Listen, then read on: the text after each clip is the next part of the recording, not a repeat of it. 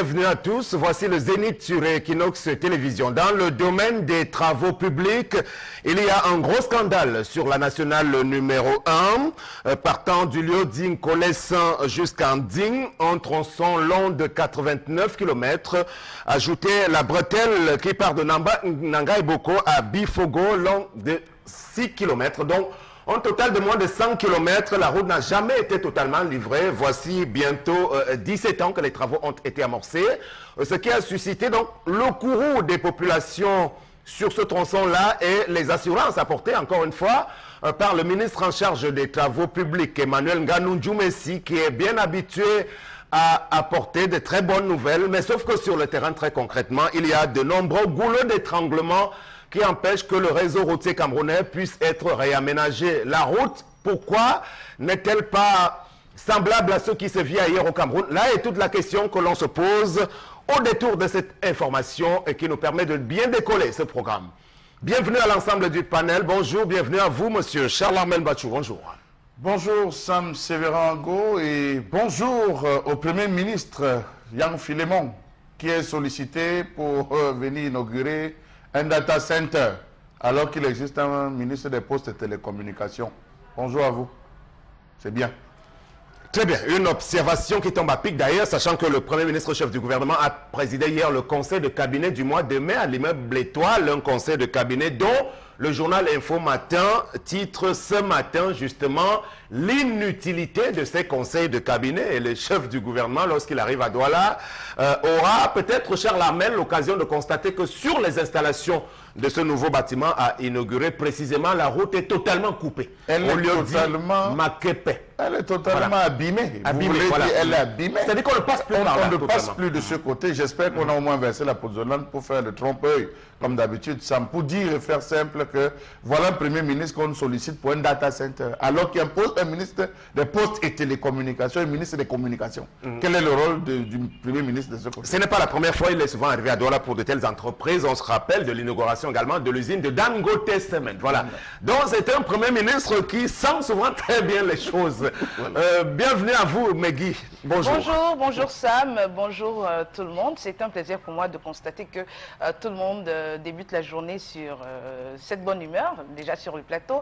Et j'espère que nos téléspectateurs sont dans la même optique. La bonne humeur, la bonne humeur, la bonne humeur. Voilà, et tout à l'heure avec vous, il y aura les messages qui seront lus, mais surtout, vous allez nous donner le contenu des actualités des réseaux sociaux. Le temps d'accueillir le Mbombo Mbengan. Bonjour. Bonjour Sam, moi je salue le chef de l'État qui nous rappelait ce matin, notre confrère. Apparemment, il ne serait pas prêt à remanier son gouvernement. Il préfère amener la même équipe pour le triomphe de 2018. Merci. Bonjour Monsieur le Président de la République. Effectivement, l'information barre la une du quotidien Émergence qui paraît à Yaoundé.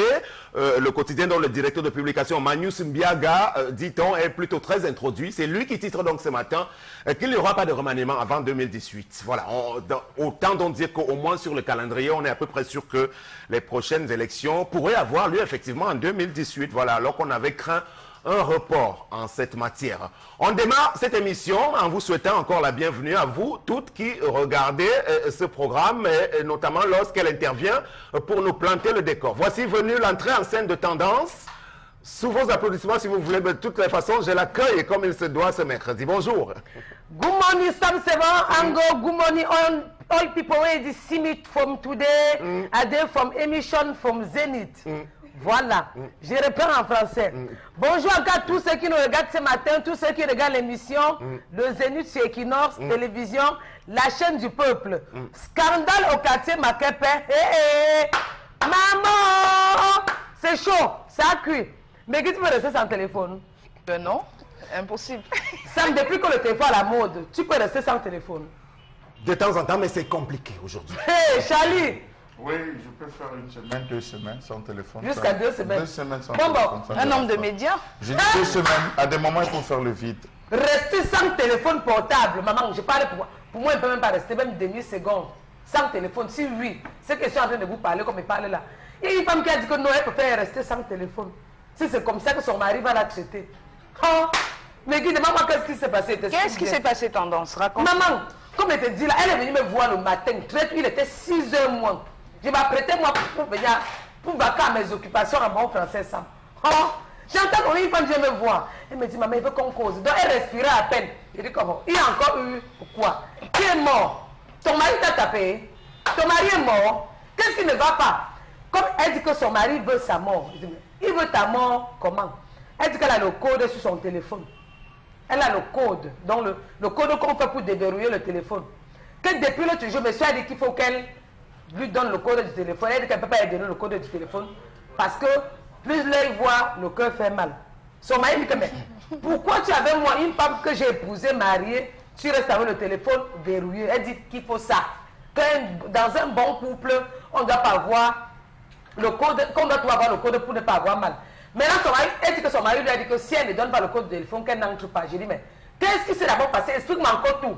Elle dit que l'autre jour, elle se lavait. Son mari a appelé sa mère. Le crédit de son mari est fini. Il a donc demandé au téléphone de sa femme pour relancer sa propre mère. So, il voit qu'il y avait le code. Madame a dit, non, attends d'abord, il finit de me laver. Je te donne, je prends, moi, je donne le schéma. Elle a pris le téléphone, de dessiner le schéma et remettre le téléphone à son mari. Maintenant, l'homme dans sa tête dit que si elle n'enlève pas le code, c'est que le mariage va finir. Donc, elle est venue me demander un conseil, que pardon, je fais comment? J'ai dit, ce que tu dois faire, maman. Est-ce que lui, il a le code dans son téléphone? Elle me dit oui. J'ai dit, mais s'il a refusé que tu dois avoir le code, fais comme il a dit, elle dit qu'elle préfère rester sans téléphone. Donc, c'est la femme qui a d'abord verrouillé son téléphone. Son téléphone est tout verrouillé jusqu'à maintenant. Elle dit que mieux, elle casse le téléphone et sa puce. Elle reste sans téléphone. Si monsieur veut qu'elle lui donne le code du téléphone, monsieur dit que tu vas rester sans code. Si tu vas encore avoir le téléphone, elle dit qu'elle préfère rester sans téléphone. Très bien, précisément, merci. Tendance. Depuis l'avènement de cet outil de communication, Meggy, on peut observer que les habitudes ont beaucoup changé dans les couples, effectivement. Alors, moi, je pose la question vraiment toute simple.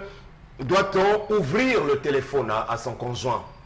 Tout simplement. Ah, mais ça dépend de ce qui s'est dit dans le couple, ça dépend du degré d'intimité de chacun. Tel que, de confiance? Oui, aussi. Tel que, il y a des couples pour lesquels ce n'est pas un problème, que chacun ait son téléphone, voilà, préserve son intimité téléphonique, si je peux m'expliquer ainsi. Pour d'autres, ça pose un réel problème de confiance. C'est-à-dire que si tu verrouilles ton téléphone, c'est que forcément tu as des choses que tu y caches. Et tu ne voudrais pas que l'autre ait accès à cela.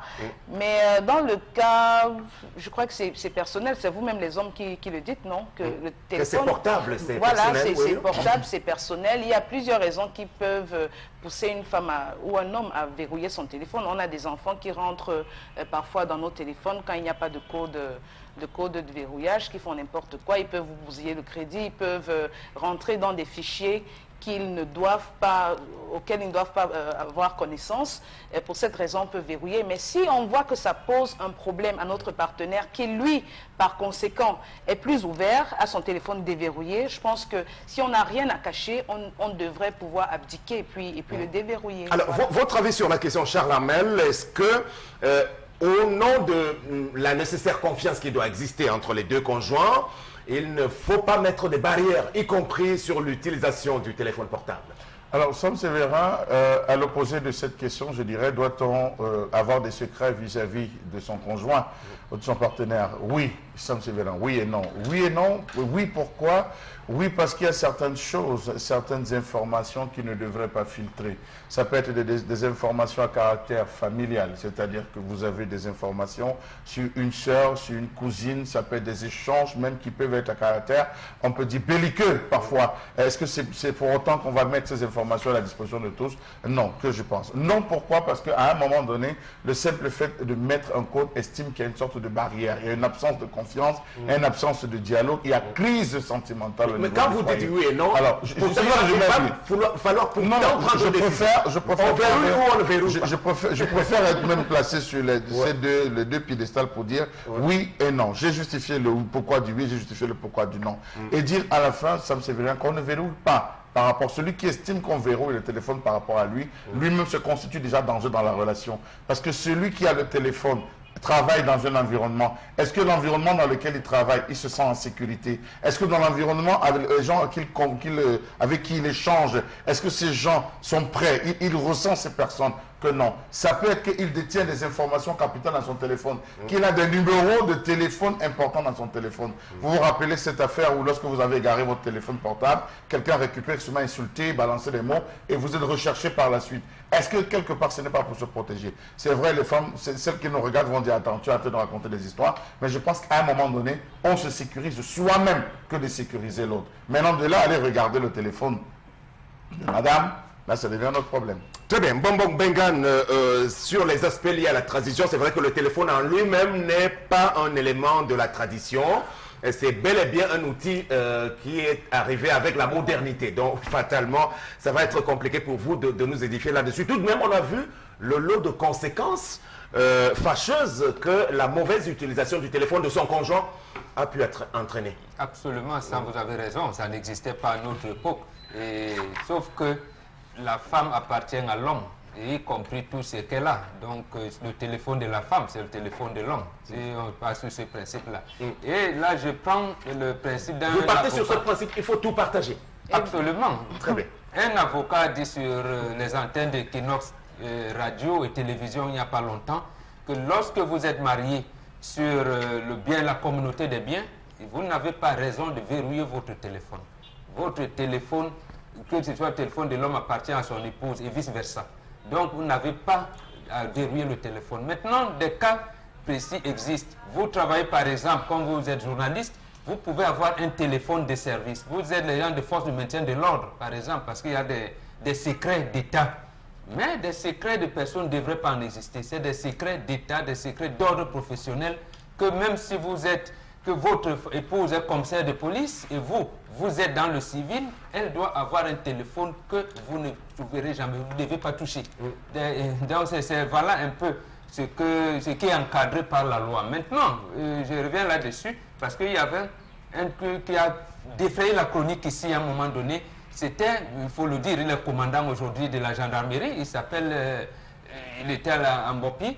Bon, il a assassiné l'amant de Bankui, il a assassiné l'amant de son épouse par rapport au téléphone. Donc, ça arrive à ce niveau-là et au tribunal, qu'est-ce qui s'est passé? On a répertorié tous les appels et les SMS que son époux recevait pour dire ce que vous avez dit en dernier, que ça cause de nombreux désagréments dans nos couples. Autant dont on n'a pas partagé. Vraiment, je pense que c'est le téléphone portable, que chaque conjoint conserve son outil. Vraiment, je crois qu'il y a des couples où vraiment quand ça sonne, il vaut mieux... je ne sais pas, on avait regardé une image ici où le monsieur était en train de prendre son bain et lorsque le téléphone sonnait... Voilà, il est revenu en courant pour... Dieu seul sait. Voilà, c'est ça, tendance. Pour moi, Sam, je ne sais même pas, chacun gère son couloir. J'ai verrouillé mon téléphone, le problème est où? Ça t'engage à quoi? C'est mon téléphone. Si elle veut même, je te donne le crédit, t'appelles, si elle veut, je ne te donne pas. Tu as ton téléphone, j'ai le mien, elle ne veut pas regarder dans ton téléphone. D'abord, quand je suis là, mon cœur s'est mal placé. Mon cœur est placé, même mon cardiologue m'a dit ça. J'ai dit d'avaler mon cœur.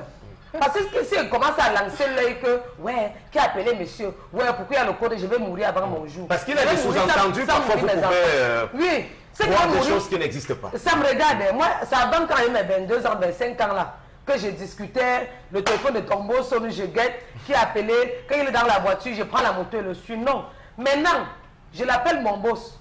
Tout le monde s'est dit non. Quand on... Hey, quand ça... Moi, je peux dire que ouais, mon boss, pardon, voilà ton téléphone. Est-ce que tu peux me donner des verrouilles, tu me donnes, je ne peux même pas entrer dans les détails. Donc la façon dont je te respecte, comme je te respecte aussi ton téléphone, respecte le mien. Comme je te dis, parce que si elle commence à regarder, oh ma mère, il a verrouillé. C'est sûr qu'il a peur qu'une femme m'appelle. Comme mon cœur est placé, je risque de l'avaler. Il n'est pas nourri mes enfants. Est-ce que, et si je ne nourris pas mes enfants, une autre femme va venir me nourrir. Est-ce que le fait d'avoir verrouillé empêche de décrocher le téléphone si c'est une femme qui appelle? Non, ça ne veut rien dire, Charles Amel. Qu'on l'appelle ou pas, qu'il verrouille ou pas. Je ne veux rien savoir de son téléphone. C'est pour lui. Il y a beaucoup de choses à gérer que de gérer le téléphone. Voilà, on a un avis de téléspectateurs sur le sujet. Ce serait intéressant de savoir ce que vous en pensez à la maison, au numéro qui s'affiche. Donc, sur l'utilisation ou non, ou alors le contrôle du téléphone de son conjoint. Doit-on le verrouiller ou pas? Voilà, on nous dit le téléphone est un objet personnel. Nul n'a le droit de me dire d'enlever le code. Voilà, le code de mon téléphone. Très bien, c'est personnel. Voilà. On va dire que dans le cadre de la communauté des biens, dans un mariage monogamique, je crois que même si c'est polygamique, les données changent. Les données changent dans le cadre d'un mariage de communauté des biens, dans un mariage monogamique. Puisqu'il impose lui. Voilà, on va y revenir en deuxième partie avec la suite des messages concernant ce sujet. Le temps donc d'amorcer à présent la colère de Charles Armel Bachou.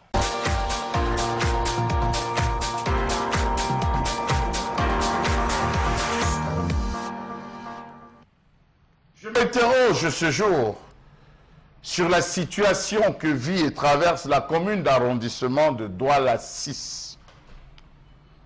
Pourquoi est-ce que cette commune est dans un abandon total? Comment comprendre que la commune de Manoka est dans un enclavement total avec un accès quasi difficile?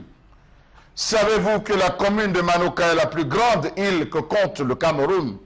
Savez-vous qu'à ce jour, la commune de Manoka est pratiquement déserte avec une place de fête complètement abandonnée, des gendarmes qui se tournent les pouces à longueur de journée? Savez-vous que Manoka est un coin mort parce qu'il n'y a pas de vie?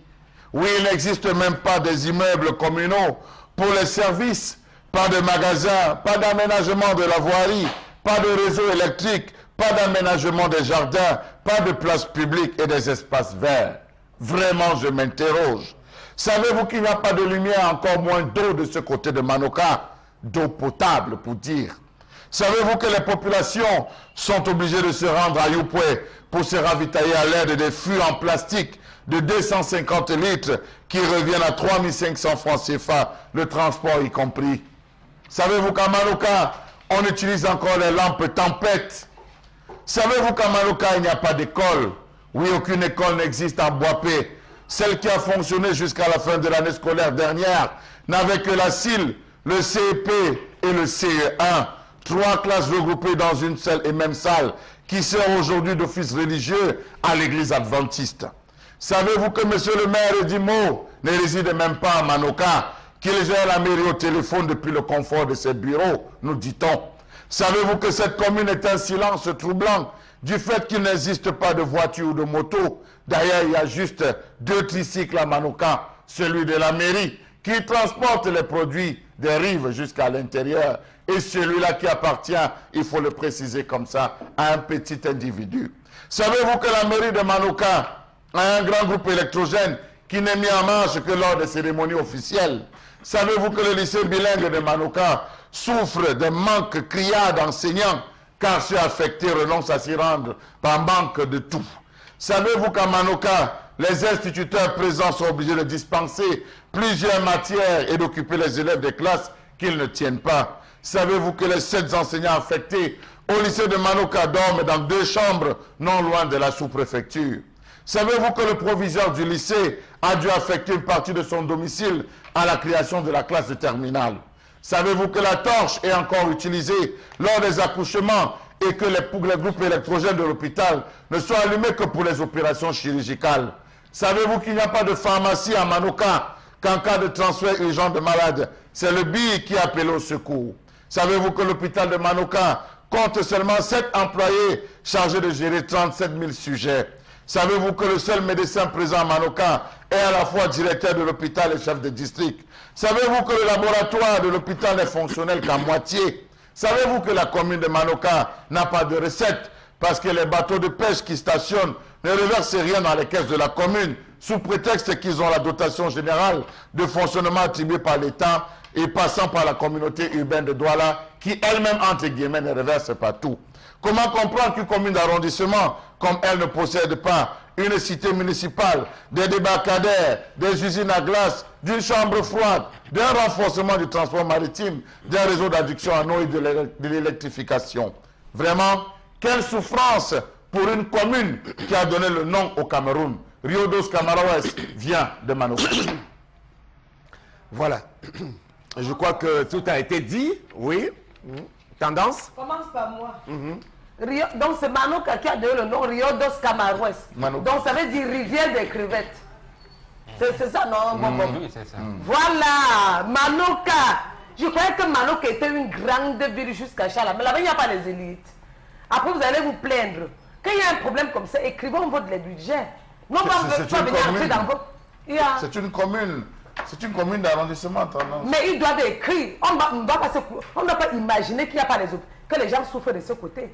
On ne peut pas imaginer que là-bas, il n'y a pas de lumière. Écrivez, on vote les budgets et on dit à votre secours. Vous allez rester seulement au quartier. Ce qu'il faut dire, vous ne dites pas. Ce qu'il ne faut pas dire, vous ne dites pas. Ça me prend la parole, après tu me redonnes. Très bien. Alors, les différents services répertoriés là-bas, il devrait en exister d'abord une sous-préfecture, un sous-préfet, je crois, un maire.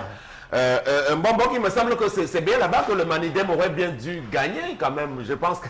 Non, là-bas, le RDPC aurait dû laisser quand même cette commune pour qu'elle puisse imaginer quelque chose. Et ils ont leur élite là-bas. C'est d'ailleurs l'éternelle tête de liste du RDPC. Ils appellent ça la circonscription de Voury-Centre. Il s'appelle Albert Dokolins. C'est lui en réalité qui est l'élite de Manoka. C'est lui qui a essayé d'apporter, bon, je dirais, un semblant de vie à cette commune-là, il faut quand même le reconnaître.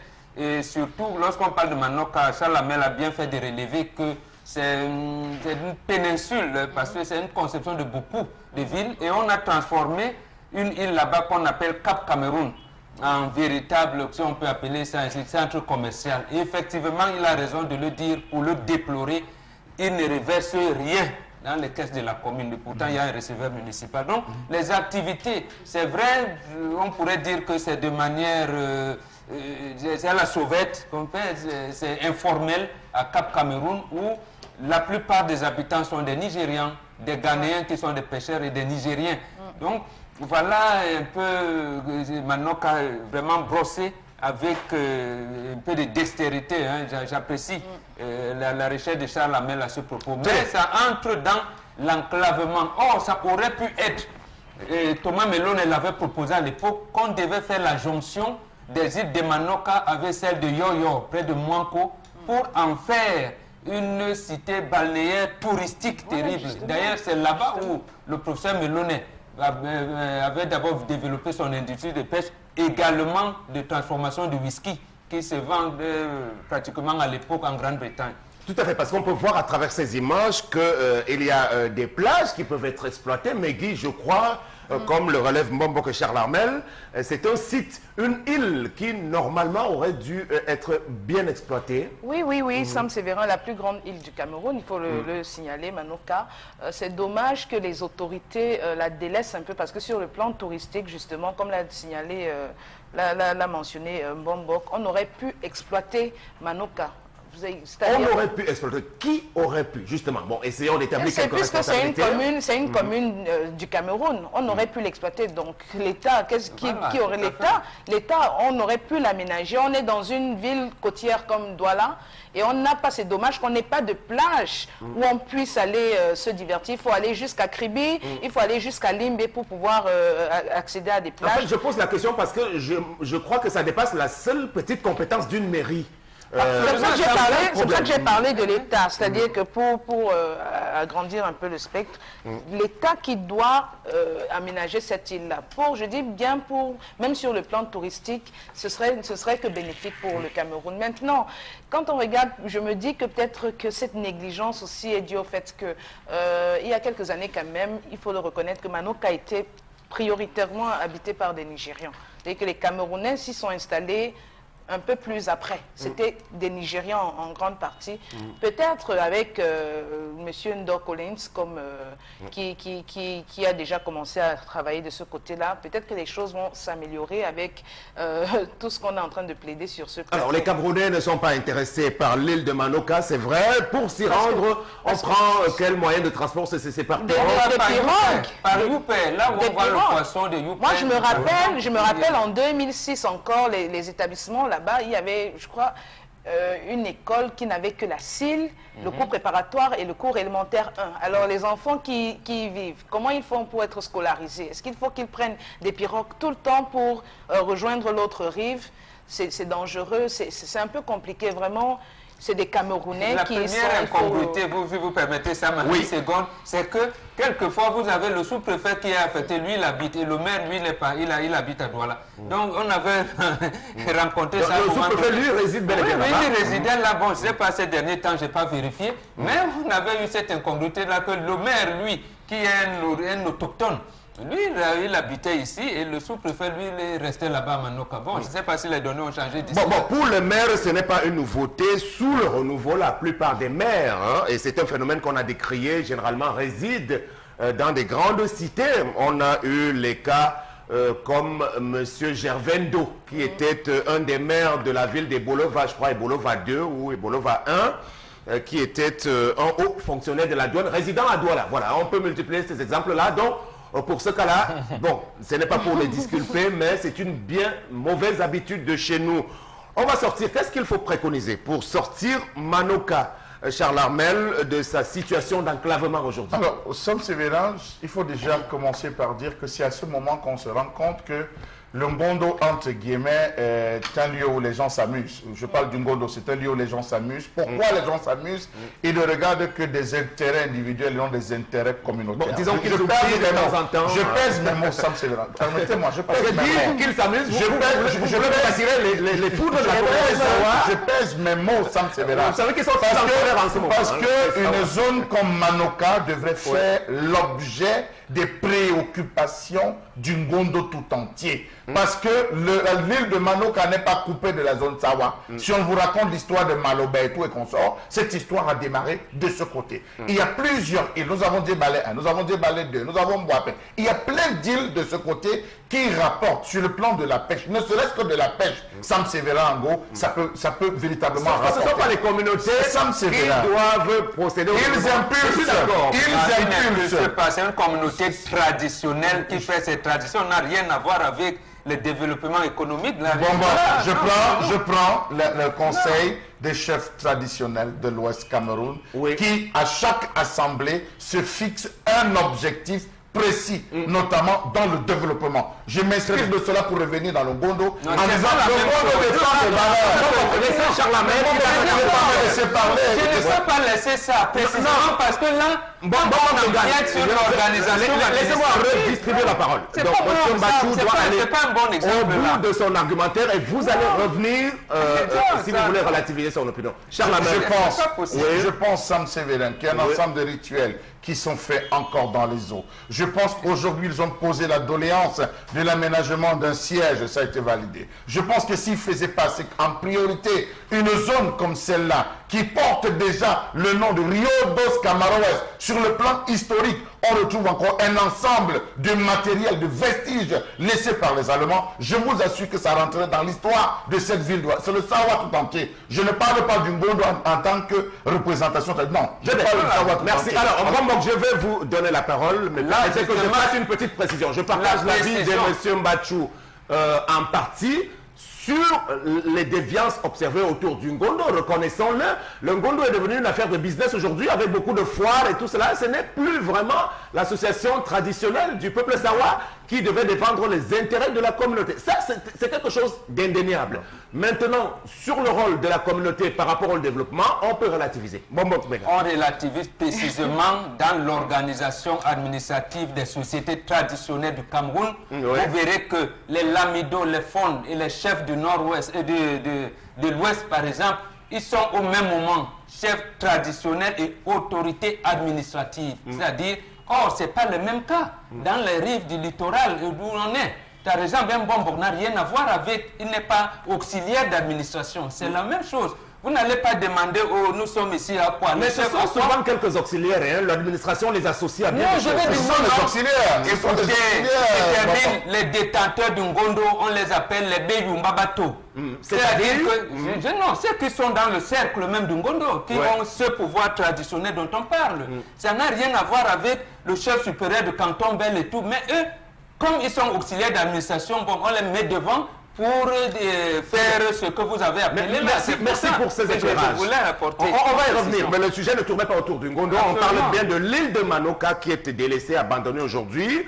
Et la responsabilité peut être partagée, commençant par les Camerounais eux-mêmes qui ne veulent pas beaucoup s'y rendre. Hein, parce que moi-même, j'ai été surpris de voir que cette île existe. Voilà. Maintenant, il faut déjà qu'il y ait des facilités d'accès, c'est ça? C'est vrai. Voilà. On va d'ailleurs passer, pas forcément du coq à l'âne, puisque c'est à peu près la même chose. Et on parlait d'environnement à présent. Et je m'en vais, en introduisant notre invité, lui demander de donner son avis d'abord en 1 minute sur le sujet en débat. qui semble avoir soulevé des gorges sur le cas de l'île de Manoka. Je rappelle que vous êtes consultant environnemental, monsieur Alban Kamke. Bienvenue, bonjour, bienvenue sur le Zénith. Bonjour. Bonjour, monsieur Sam, et bonjour à son équipe. Bonjour, papa. Bonjour. Oui, moi, c'est Gambo Kamke Alban, consultant environnemental. Je vous ai déjà présenté, donc vous ne le refaites pas. Allez-y directement à l'objet du sujet. Donc, est-ce que vous partagez les inquiétudes, je veux dire, qu'on a vis-à-vis d'une île comme celle de Manoka qui est abandonnée? Oh, oui, je suis plus inquiet que vous d'ailleurs, parce que quand je regarde des pays comme le Sénégal, le Ghana ou la Côte d'Ivoire, l'île c'est le diamant, parce que tout ce que nous pouvons générer de l'île comme économie, je vous jure que nous pouvons encore faire des merveilles. L'État a beaucoup à gagner, quel que soit ce que nous pouvons investir sur cette île. Donc, je n'en dirai pas plus, parce que nous le savons tous. Et en plus, vous l'avez dit tout à l'heure, Douala n'a pas de plage. Et Douala, c'est la ville économique. Je pense que c'est... Mais vous, les défenseurs de l'environnement, qu'est-ce que vous avez pu faire pour que de telles situations, qui s'apparentent quand même à des scandales, ne puissent pas se présenter à la face du monde? Ah oui, généralement, nous sommes là pour protéger l'environnement. Et déjà, vu Manoka, comme on l'a présenté tout à l'heure, nous nous rendons compte que, comme cette île a été abandonnée par les pouvoirs publics, il y a un peu de l'anarchie. Nous, Mieux-être, dont je suis membre, s'est déjà rendu à Manoka une fois. L'association Mieux-être, effectivement. Oui, l'association Mieux-être s'est déjà rendue à Manoka une fois. Et nous avons déjà eu à échanger avec la population sur la manière de garder l'environnement sain. Donc nous attendons, parce que de temps en autre, il y a des petits rumeurs. Comment ils se sentent, ces populations, qu'on aperçoit, leur état d'esprit quand vous les avez approchés? Pour la plupart, ils sont toujours aux aguets, ils attendent. Et je ne manquerai pas de vous dire qu'ils vivent du jour au lendemain avec les promesses politiques. Comme vous l'avez dit tout à l'heure, vous pouvez imaginer quand ces partis-là veulent bien gagner les voix, ils les promettent le ciel et la terre.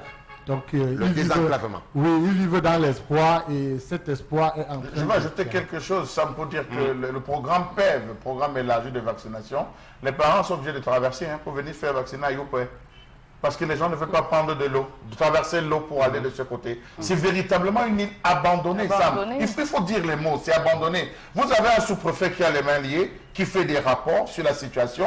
Vous avez un maire qui se bat autant que faire se peut, mais vous avez des populations véritablement abandonnées. En termes de taux de prévalence de VIH, en termes de taux de prévalence de diabète, vous savez qu'il y a des femmes qu'on transporte, parfois elles sont à 2 doigts d'accoucher, on les transporte parce que l'hôpital n'a rien. En pleine opération, c'est la torche. Lorsque le groupe électrogène lâche, parce que ça fait 35 000 francs, 35 000 francs quelques heures, déjà le groupe est abandonné, c'est la torche. On prend la torche pour opérer. Mais quand même, c'est une commune d'arrondissement. À quoi sert le super maire de la ville de Douala? Parce que dans Douala, on ne parle que de Douala 1, Douala 2, Douala 3, Douala 4. Ça s'arrête. Et Douala 6. Et peut-être qu'ils ne sont pas très nombreux en termes de population, de densité. 37 000. Aujourd'hui, sont 37 000. Seulement à Manoka, je ne compte pas Boapé, je compte par exemple le Djebale 1, Djebale 2. Alors, c'est très sérieux, hein, je suis sûr que là-bas, ils vivent de la chasse et de la cueillette. C'est la pêche, t'en as de la chasse. Mais c'est quoi non, ça? Tu m'as pas déjà appris à l'école. Mais justement, moi, je vivais à Yoko, à mon Bipendi, le Lodok. Mais Manoka, tel que je le vois, dans ma tête, de sang qui vivent de la chasse et de la cueillette. Et justement, on parle de l'emploi des jeunes même, l'emploi des jeunes. Je ne sais pas si on rend cette île plus viable avec l'aménagement qui pourrait y être installé. Les jeunes là-bas pourraient être employés, je ne sais pas, une plage qui est habitée, les gens qui viennent de Douala, de partout pour aller visiter l'île, toutes les infrastructures qui peuvent être construites là-bas. Alors, quelle est l'organisation, même au plan international, ça fait mal quand même. saisir pour booster un bonbon. Peut-être Greenpeace, je ne sais pas trop, parce que les images que moi je vois là ne me plaisent pas beaucoup, parce qu'on voit les eaux qui sont souillées. Oui, c'est ça. Vraiment, vous oubliez que c'est un déversoir. Je n'ai pas voulu le dire, mais c'est un déversoir. Allez de ce côté, vous allez vous rendre compte qu'il y a certains produits même qui arrivent, quand on parle de contrefaçon, la contrebande, il y a certains produits qui arrivent d'abord de ce côté. Le sous-préfet travaille énormément, il y a eu un projet, c'est dans les couloirs des ministères à Yaoundé. Je vous parlais tout à l'heure du professeur Thomas Melone, déjà qui avait fait. Donc, c'est un projet global qui revitalise et les îles de Manoka et jusqu'à Mouankou, sur toute la rive, là, les plages de Yoyo. Et il y avait un financement qu'on attendait de l'Arabie Saoudite. Et c'est trouvé que, je suis obligé de citer le nom, le ministre Laurent Esso, qui donc, ce sont ses oncles là-bas, il s'en est accaparé et finalement le dossier s'est embrouillé dans les tiroirs. Donc, et là, c'est là où je voulais donc en venir pour aider également l'environnement et Charles Hamel, pour dire que ce ne sont pas les réunions des terres traditionnelles, quand on a parlé des élites. Vous avez donc une élite qui est au gouvernement, au placé, Ils sont où alors? au lieu d'impulser donc ce développement-là pour que les Saoudiens viennent revitaliser ces plages-là avec les hôtels. Il y avait un projet, je parle de 3 hôtels, un là-bas sur la zone de Mouanko qui allait prolonger là-bas. Effectivement, je vais terminer par là. Il faut qu'on donne la parole à l'invité. Oui, c'est bien, je vais lui poser la question. Oui. Là, parce qu'effectivement, je me rappelle que Mieux-être avait, dans son programme d'action, je ne sais plus en quelle année, avait élaboré l'éducation à l'environnement, d'abord avec les établissements scolaires et le traitement non seulement des ordures, mais également des déchets plastiques. Je voudrais savoir où est-ce que vous en êtes, parce que vous avez dit à l'époque, je parle de l'association, que mieux vaut commencer à apprendre à l'enfant aujourd'hui de maîtriser son environnement et l'entretenir pour que demain, il en soit un acteur. Très bien. Monsieur Alban Kamke. Merci Bonbon d'avoir gardé bonne mémoire. Nous l'avons fait. La liste est exhaustive, de pouvoir citer toutes les écoles que nous avons parcourues, de l'école primaire jusqu'aux centres universitaires. Je pense que la récente, l'année passée, a été à l'unité de Douala. Nous sommes passés à l'éducation. Nous avons commencé à la base avec des écoles primaires, à éduquer l'enfant camerounais, à ordonner ses ordures et à préserver l'environnement. Certes, à Manoka, je peux quand même vous dire que nos actions n'ont pas encore porté d'effet parce que nous sommes allés pour une première fois pour faire un état des lieux et nous en avions profité pour sensibiliser un peu la population, mais elle a été très insuffisante et je vais vous le dire parce que Manoka reste vraiment inaccessible. Mais comme il l'a dit. Le lycée Mongo qui vous servait à l'époque de base de lancement, vous en êtes où aujourd'hui? En fait, je parle des lycées de la ville et les universités qui y sont. Oui, nous avons, pour en finir avec Manoka, comme il l'a dit tout à l'heure, il reste très accessible, extrêmement coûteux pour s'y rendre. Et nous avons aussi des petits challenges de subventions qui nous freinent pour pouvoir venir à bout de beaucoup de nos projets. C'est en ce thème que des zones comme Mayoka ont été en recul. Mais cependant, dans la ville de Douala et les villes très accessibles, nous avons fait beaucoup d'interventions, d'éducation, d'audit et puis de formation en plus. Et l'autre problème que vous aviez, c'était le blocage dans le rapport avec l'administration publique. Oui. Et surtout les entreprises industrielles qui ne voulaient pas vous sentir. Ça a amélioré, ça s'est amélioré. Très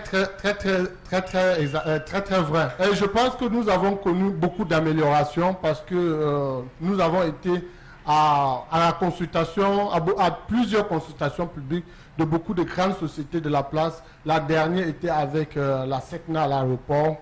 Donc, ils nous sollicitent de plus en plus. Et nous attendons voir leur appui financier. Comme maintenant, quelle conclusion vous tirez? Est-ce que ces entreprises-là, je ne les cite pas, les entreprises bassicoles, vous avez attiré l'attention et de ces entreprises des populations pour qu'ils traitent leurs eaux usagées en leur sein. Ça s'améliore comment? Ça évolue comment? Oui, de façon très alarmante, nous avons vraiment attiré leur attention. Quelques-uns ont déjà pris conscience et essaient de s'aligner. Et nous allons aussi, je vais aussi saisir cette occasion pour vous dire que le gouvernement camerounais en a pris conscience de la situation de la... En faisant quoi? Le gouvernement a pris conscience en faisant quoi? Parce avec que quand la dernière loi... les discours, moi je vous soupçonne d'être un peu à l'image des associations dites de consommateurs que le ministre du Commerce a même récemment brocardé. Parce que vous mettez en place, vous dites la société civile, pour combattre un domaine et vous commencez à tenir des discours dithyrambiques en direction du gouvernement, alors qu'on voit des cas comme celui de Manoka qu'on présente. Vous vous dites qu'ils ont fait quels efforts? Oui, contrairement par rapport à la dernière fois que Dongok nous a rencontrés, oui. Le gouvernement a instauré pour toutes les sociétés de respecter les normes environnementales. Et c'est donc là que il y a un suivi alors? Pour le suivi, ça cause encore beaucoup de problèmes. Voilà. Mais déjà, ratifier cette loi, je pense que c'est déjà une bonne chose. C'est déjà un pas. Ça reste très insuffisant, mais déjà, il faut l'apprécier. Très bien. En matière de respect des normes environnementales, au niveau de ces entreprises-là, bon, il me semble que on est très loin du compte encore, hein, concernant peut-être davantage les entreprises, les industries polluantes qui ont pignon sur rue à Douala. Je ne veux pas les citer ici. Moi, je vais citer, mais pas pour indexer. Je termine par là. Oui, je prends le cas du génie militaire et du lycée du génie militaire qui sont pratiquement dans la poubelle d'une société de ramassage des ordures. Également, le lycée d'Oyak et toutes ces populations qui sont absorbées par la fumée. Qu'est-ce que vous en faites? Vous êtes au courant de ça? Qu'est-ce que vous faites? Oui, nous avons aussi les bras courts. Tous sommes au courant parce que nous avons la ville de Douala où nous avons notre direction à l'œil. Nous avons déjà essayé de contacter les responsables pour des situations très alarmantes que nous avons soulignées. Mais je crois vous rassurer qu'au Cameroun, la procédure prend toute sa vitesse. La vitesse de tortue, vous dites? Oui, si je peux vous prêter, ce langage de vous, nous sommes confiants qu'avec cette prise de conscience, elle est lente, mais elle y est déjà, et avec le temps, nous allons y parvenir. Alors, moi, je vais revenir à l'île de Manoka. Pourquoi je reviens à l'île de Manoka? Parce qu'on aborde la question de l'environnement. Vous êtes dans une zone où vous avez un centre médical qui forcément produit des déchets qui ont un souci d'incinération, des déchets qui ont un souci, n'est-ce pas, de gestion. Vous avez les populations qui produisent une certaine quantité de déchets elles-mêmes aussi. Alors tout cela, quels sont les risques que cela présente pour l'environnement? Parce qu'on revient, si on prend le carburant, on va en fumer de ce côté, on vient prendre des produits. Quels sont les risques véritablement si tout n'est pas géré à un certain temps sur le plan environnemental d'une île comme celle-là? Oui, merci M. Chalamel. Les risques sont énormes, très énormes. Même nous qui sommes à Douala, nous sommes, je dirais même les plus exposés. Parce que, comme vous l'avez dit tout à l'heure, nous consommons beaucoup du poisson pêché localement. Et la plupart de ces poissons viennent de tout au bord de cette île. Ces poissons consomment de l'eau souillée. En revanche, nous ne pouvons plus avoir du poisson sain. Donc, automatiquement, nous sommes en train de consommer, excusez-moi du langage poignant, à petit feu du poison. Parce qu'un poisson qui à l'origine est sain et nous le consommons malsain, je vous rassure, plus tard vous allez voir le taux de cancer au Cameroun est très élevé et vous pouvez même faire une observation dans la ville de Douala aujourd'hui avec les travaux qui sont en cours. Le taux de rhume est très élevé parce que l'air est pollué. Cette air est polluée parce que la terre... Moi-même, je valide ça. Il a raison, Charles. Il y a la grippe partout maintenant. Moi, je suis enrhumé. Vraiment. Du peu d'une seconde que vous allez respirer la poussière, vous serez grippé. Ça me permet de relancer une question que vous avez survolée tout à l'heure, parlant du dépôt d'ordures du génie militaire de la part de Isakam. Alors, ils en ont fait un dépôt. Est-ce que c'est de leur faute ou alors parce qu'on n'a pas pu trouver... Parce que les associations comme les vôtres devraient travailler... Parce que moi, je vous entends assez rarement, hein, je peux vous le dire. Et aujourd'hui, je ne suis pas sûr en vous écoutant que vous faites du bon boulot dans ce registre-là. Que faites-vous pour dénoncer? Parce qu'il y a le lycée bilingue du génie militaire, pour ne prendre que celui-là qui est placé en bordure de route, juste en face du dépôt de Isaac Amo génie militaire. Est-ce que vous avez su dénoncer des cas comme cela avec une certaine vigueur? Oui, nous l'avons fait, mais comme je vous l'ai rappelé tout à l'heure, nous avons les bras courts et la procédure, nous avons une procédure administrative au Cameroun. Il est question, quand vous avez adressé pour une structure, vous allez au secrétariat, poser votre doléance. Quelles sont les mesures, pour rester dans la même question que Sam, quelles sont les mesures ou les actions que vous avez engagées justement pour ce sujet-là? Oui, dans un premier temps, nous sommes mis face aux producteurs de ces ordures, afin qu'ils puissent produire de façon ordonnée. Parce que nous vivons dans une société, nous produisons, nous devons canaliser nos ordures, afin d'interpeller le gouvernement sur... Vous parlez des producteurs. Qui sont les producteurs? Nous autres, les riverains, ceux qui émettent ou bien ceux qui collectionnent, qui collectent des ordures? Nous sommes tous des producteurs. Nous sommes tous. Je vais vous donner un exemple. Aussitôt que le génie militaire, peut-être à lui-même, verse des ordures, même les citoyens s'y mettent. Donc, nous sommes en train de préparer, d'ici décembre 2017, de faire une très grande campagne de sensibilisation tout autour de la zone militaire. Et je pense que nous avons aussi la zone de Bonabéry qui est surchauffée en ce moment. Et pour sensibiliser la population vis-à-vis de cette pollution de l'environnement. Et aussitôt, nous continuons à attirer l'attention de la population et du gouvernement parce que nous avons l'impression que les uns pensent que étant dans une voiture climatisée, on est à l'abri. Non, parce que même devant votre bureau, vous devez descendre de cette voiture avant de prendre les escaliers. Dès lors que vous avez respiré cette air, vous êtes même encore plus en danger que celui qui est habitué parce que son corps s'est déjà habitués, et ces anticorps sont même déjà habitués. Vous qui êtes dans les cas, vous êtes les plus exposés. Donc j'attire l'attention et j'appelle l'attention de nos leaders qui sont les plus exposés. En termes de pourcentage, s'il fallait parler de pollution dans la ville de Douala, en termes de pourcentage de l'air, la ville de Douala est polluée à combien? Bon, jusqu'ici, je serais un peu réticent de donner un pourcentage. Aux environs de 30%. Alors, il n'y a pas que Douala, hein, parce que les autres villes du Cameroun sont concernées par... Et d'ailleurs, ça nous permet, puisqu'on est vers la fin de l'entretien, de vous introduire sur la semaine de l'environnement qui se déroule en ce moment, puisque la semaine prochaine, je crois, le 5 juin, c'est la journée internationale consacrée. Quel est le plan d'action que vous avez mis en place, en œuvre, pour vraiment sensibiliser? Par exemple, on parle cette année de la déforestation, qui est un des fléaux, peut-être pour la région de l'Est, nos essences qui sont décimées. Qu'est-ce que vous faites à ce sujet? Oui, pour la déforestation, je pense que l'Est, même la ville de Douala n'en est pas exclue. Sur le plan national, nous restons encore, nous avons de très faibles moyens, mais nous avons de très bons projets dont nous avons soumis tout notre programme auprès du gouvernement. Et si nous parvenons à recevoir l'assistance, nous pourrons aller facilement au-delà de la ville de Douala. Cependant, pour la ville de Douala, vous pouvez vous-même constater, quand je dis que la commune de Bonabéry est surchauffée, parce que la population a cru, on a déforesté davantage pour s'installer. Mais Equinox Télévision, c'est le Cameroun entier, c'est le monde entier. Vous ne parlez pas seulement pour Douala. Est-ce que vous avez quelque chose à dire pour le Grand Nord en matière de protection de l'environnement aussi, là-bas? Oui. Pour le Grand Nord, je dirais que nous restons très disponibles de vous venir en aide parce qu'il y a eu un souci tout à l'heure. Une bonne idée est venue. À chaque région, les élites doivent réagir au premier plan. Parce que ce sont des élites qui attirent l'attention du gouvernement vis-à-vis de leur localité.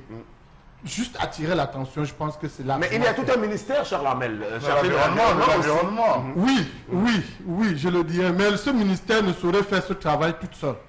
Donc, est-ce qu'il fait toujours en train de dédouaner l'administration? Ok, bon, vous qui avez fait le travail, par ordre décroissant, ou si vous voulez par ordre croissant, quelles sont les villes les plus touchées?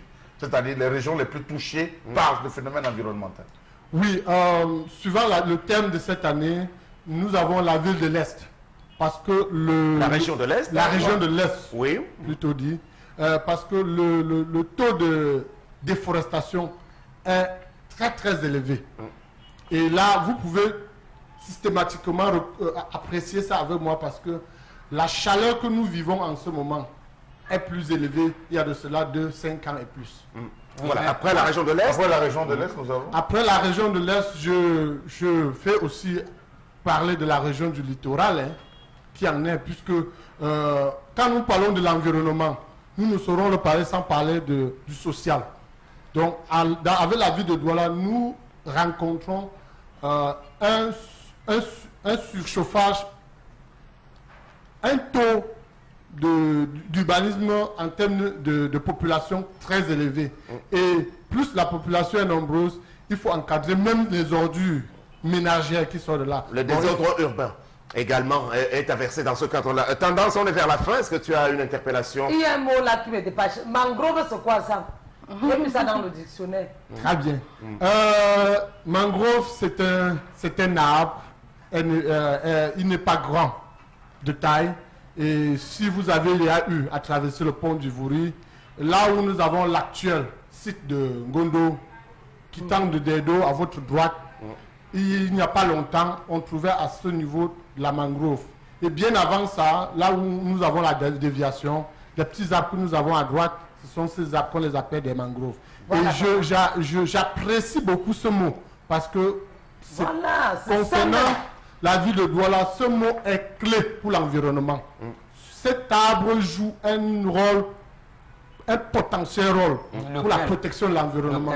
Quel rôle? En quoi? Cet arbre conserve de l'eau en dessous de la terre et regorge beaucoup de poissons qui contribuent à un environnement sain au niveau de l'état marine. Et cet arbre aussi empêche beaucoup l'inondation, si je peux le faire de façon remarquable. Très bien. Mais tendance, autre chose? Ça peut être un médicament, papa. Ça peut soigner quelle maladie? Si on peut enlever les feuilles de ça, des arbres là, pour soigner une maladie. Oui, je veux savoir, parce qu'on dit que les arbres soignent. Ça peut soigner une maladie. Si oui, quelle maladie? Je n'irai pas plus loin que ça, parce que il ne faudrait pas que je laisse les gens déforester ces petites mangroves qui restent autour du Vouri pour soigner une maladie sans avoir eu la certification. Mais je peux vous rassurer que toutes les plantes qui sont autour de nous sont des médicaments. Toutes ces plantes sont des médicaments. Et c'est d'ailleurs pour ça que vous voyez, même certains animaux en brut et sont en très bonne santé. Alors, quel conseil donner à tous ceux qui nous regardent aujourd'hui en termes de protection de l'environnement immédiat? Comment protéger son environnement immédiat? Ok. Comme on le dit en anglais, we need to keep the environment clean and safe. J'aurais du mal à vous donner la vraie définition de safe. Non, je dis comment aménager, comment protéger, parce que les gens nous regardent chaque jour. Oui, il est en train de répondre, Charles Hamel. Clean and safe, ça veut dire quoi? Clean, ça, je le dis bien, propre. Mais safe, en français, je manque le mot à cet endroit. Mais je pourrais le dire de sain. Propre et sain. Donc, garder notre environnement propre et sain. Et à chaque construction, je vous en prie, plantez un seul arbre au minimum.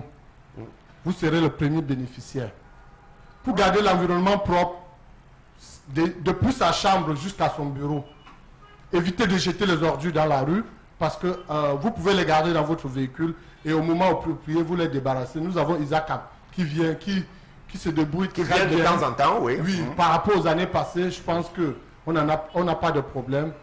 Et orientez vos ordures dans les bacs à poubelle. Nous n'en avons pas suffisamment. Nous avons attiré aussi l'attention parce que nous avons encore des quartiers où on déverse encore des ordures à ciel ouvert dans un endroit. Mais, mine de rien, nous devons envoyer tous nos ordures dans des endroits appropriés. Les gens volent les bacs à ordures. Les gens volent. Oui, je connais. J'ai connu une fille, elle a volé le bac à eau. Quand on me parlait, elle dit que son show travaille à la communauté urbaine. Tu mens. Menteuse.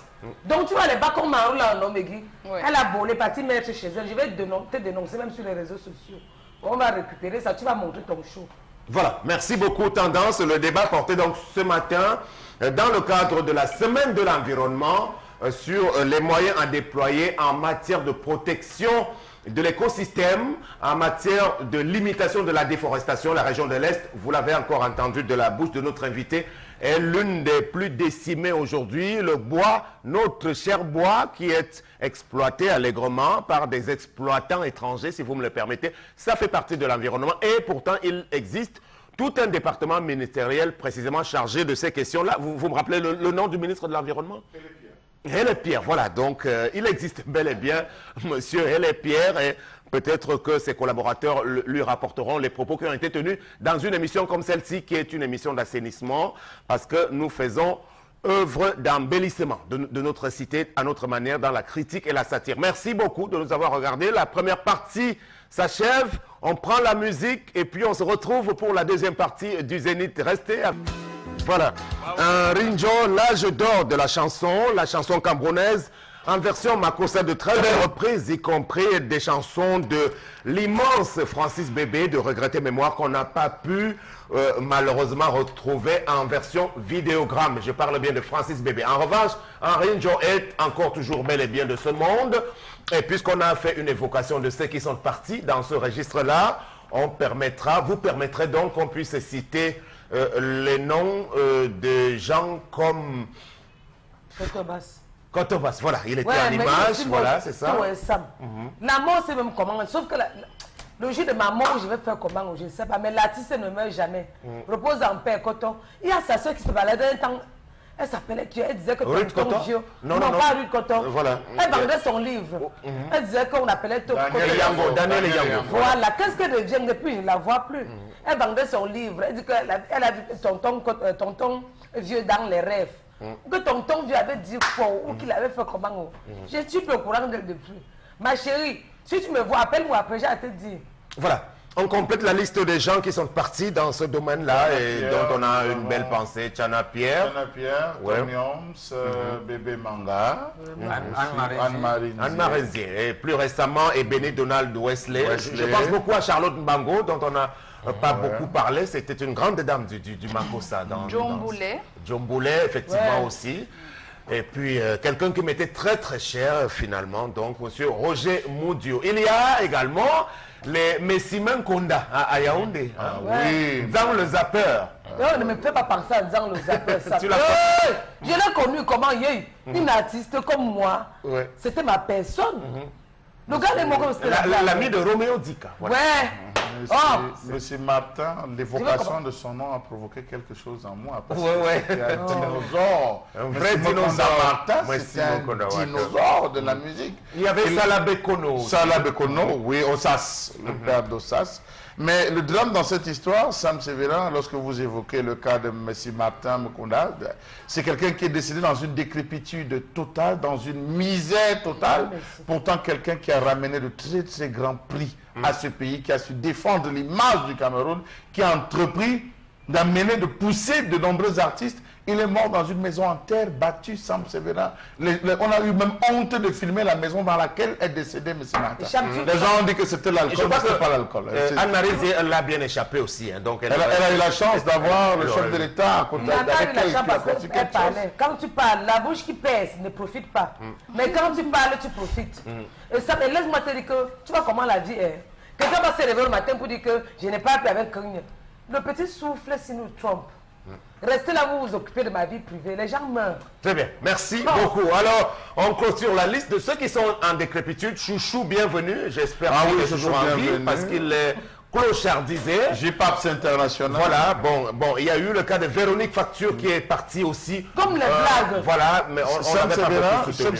J'avais commis un ouvrage, j'avais fait une étude de faisabilité sur la création d'un musée de la musique au Cameroun, où on devait faire le tour. Tous les musiciens qui ont marqué leur temps, qui ont une guitare, qui ont un micro, qui ont une tenue, ça pouvait permettre de faire vivre leur famille. On avait commis, mais malheureusement, c'est très bien. La suite maintenant, avec des choses chose, on l'espère un peu plus gai, mais de toutes les façons, l'artiste ne meurt jamais. Donc, on cite tous ces noms-là pour que vous continuez de penser à eux. Mais Guy, quelques messages. Bien sûr, donc le premier message qui nous dit « Je suis l'un des élèves de Manoka. Manoka va très mal car rien ne marche au point où on a l'impression de ne pas être au Cameroun. Néanmoins, nous attendons toujours l'œuvre du gouvernement. » C'est Yves depuis Manoka. Très bien. La suite. It's not correct to look in your wife phone. Just have confidence and let's go any auspicious thinking. That is very clear. Voilà. Ok, voilà. Donc, un autre message qui nous dit merci d'avoir pensé à nous, la population de Manoka, qui souffre. Le vrai problème. Donc, au moins, ils nous regardent là-bas quand même. Oui, oui. Ouais, mais ça peut être même des gens de Manoka qui Non, sont non, non. ici. Non, non, Il n'y a pas de lumière là-bas, il n'y a pas de lumière. C'est Arlette depuis PK14 qui nous écrit. Voilà. Donc, Ah, ok, voilà. voilà, elle nous dit merci d'avoir pensé à nous, la population de Manoka. On souffre. Le vrai problème de cette localité, c'est l'absence d'électrification. Très bien, voilà. Donc, Arlette pourrait retourner à Manoka s'il y a de l'électricité là-bas. Voilà, et par rapport à l'histoire du jour, un autre message. Je suis mariée, je ne trouve pas normal que dans un couple, l'on devrait se cacher des codes de téléphone l'un à l'autre. Si c'est le cas, qu'entendons-nous donc par couple où il faut le dialogue, la confiance, se sentir aimé l'un de l'autre, voilà. Voilà, et je crois que là, ça rejoint bien le point de vue d'un Bombok tout à l'heure qui pense qu'il ne faudrait pas se cacher ses codes téléphoniques, hein, malgré tout, surtout dans un contexte de communauté de biens, il faut le préciser, quel que soit le régime, monogamique ou bien polygamique, voilà. Ça, mieux je cache. Mieux je cache moi pour être en paix. Je veux avoir la paix du cœur. Je ne veux pas moi fermer mes yeux, tu entends que je suis morte. Si tu entends le mec que je suis morte, tu vas faire comment ça? Tu vas dire que je viens de perdre une chroniqueuse internationale. Donc, non. je te dis, mon beau-fils va se perdre demain, je vais lui dire quoi? Qui te laisse tranquille. Non, mieux il me laisse, chacun gère son couloir. Il meurt parce qu'il veut Et surtout le type de message que certaines jeunes filles, celles de dehors, justement, déposent sur les téléphones des maris d'autrui, je crois que ça provoque généralement... Dans mon téléphone, j'ai WhatsApp, j'ai Imo, j'ai Facebook, les gens m'écrivent, j'ai même les dragueurs, pourquoi pas? Si une femme marche, on la drague parce qu'elle n'est pas belle. Mais moi, j'aime les dragueurs, s'il voit son cœur va gonfler, il va me faire les problèmes. Mieux, il ne voit pas. Je pense que c'est une vraie entrave à la confiance qui peut quand même exister dans un couple. Garder son téléphone secret, c'est-à-dire on voit des gens qui se lèvent carrément pour répondre à des coups de fil. Tout ça, ça suscite cette méfiance, ce manque de confiance. Et qui plus est encore, tu codes l'accès. Est-ce qu'il faut sursauter lorsque le téléphone de l'autre sonne? Non, il ne faut pas sursauter, mais je veux dire que s'il y a de la transparence, il ne faut pas non plus se lever pour aller répondre dehors. Très bien. La suite maintenant, c'est la revue des réseaux sociaux avec vous, toujours Meggy. Oui. Voilà, merci Sam. La revue des réseaux sociaux, donc les réseaux sociaux qui se sont vus animés par certaines actualités, notamment les médecins du CIMEC qui donc auraient rejoint leur poste d'affectation. Le docteur Yves Bassong qui est déjà en place du côté de Somaolo, je crois. Somalolo. Oui, à l'est, ainsi que ses confrères qui ont également rejoint leur poste d'affectation.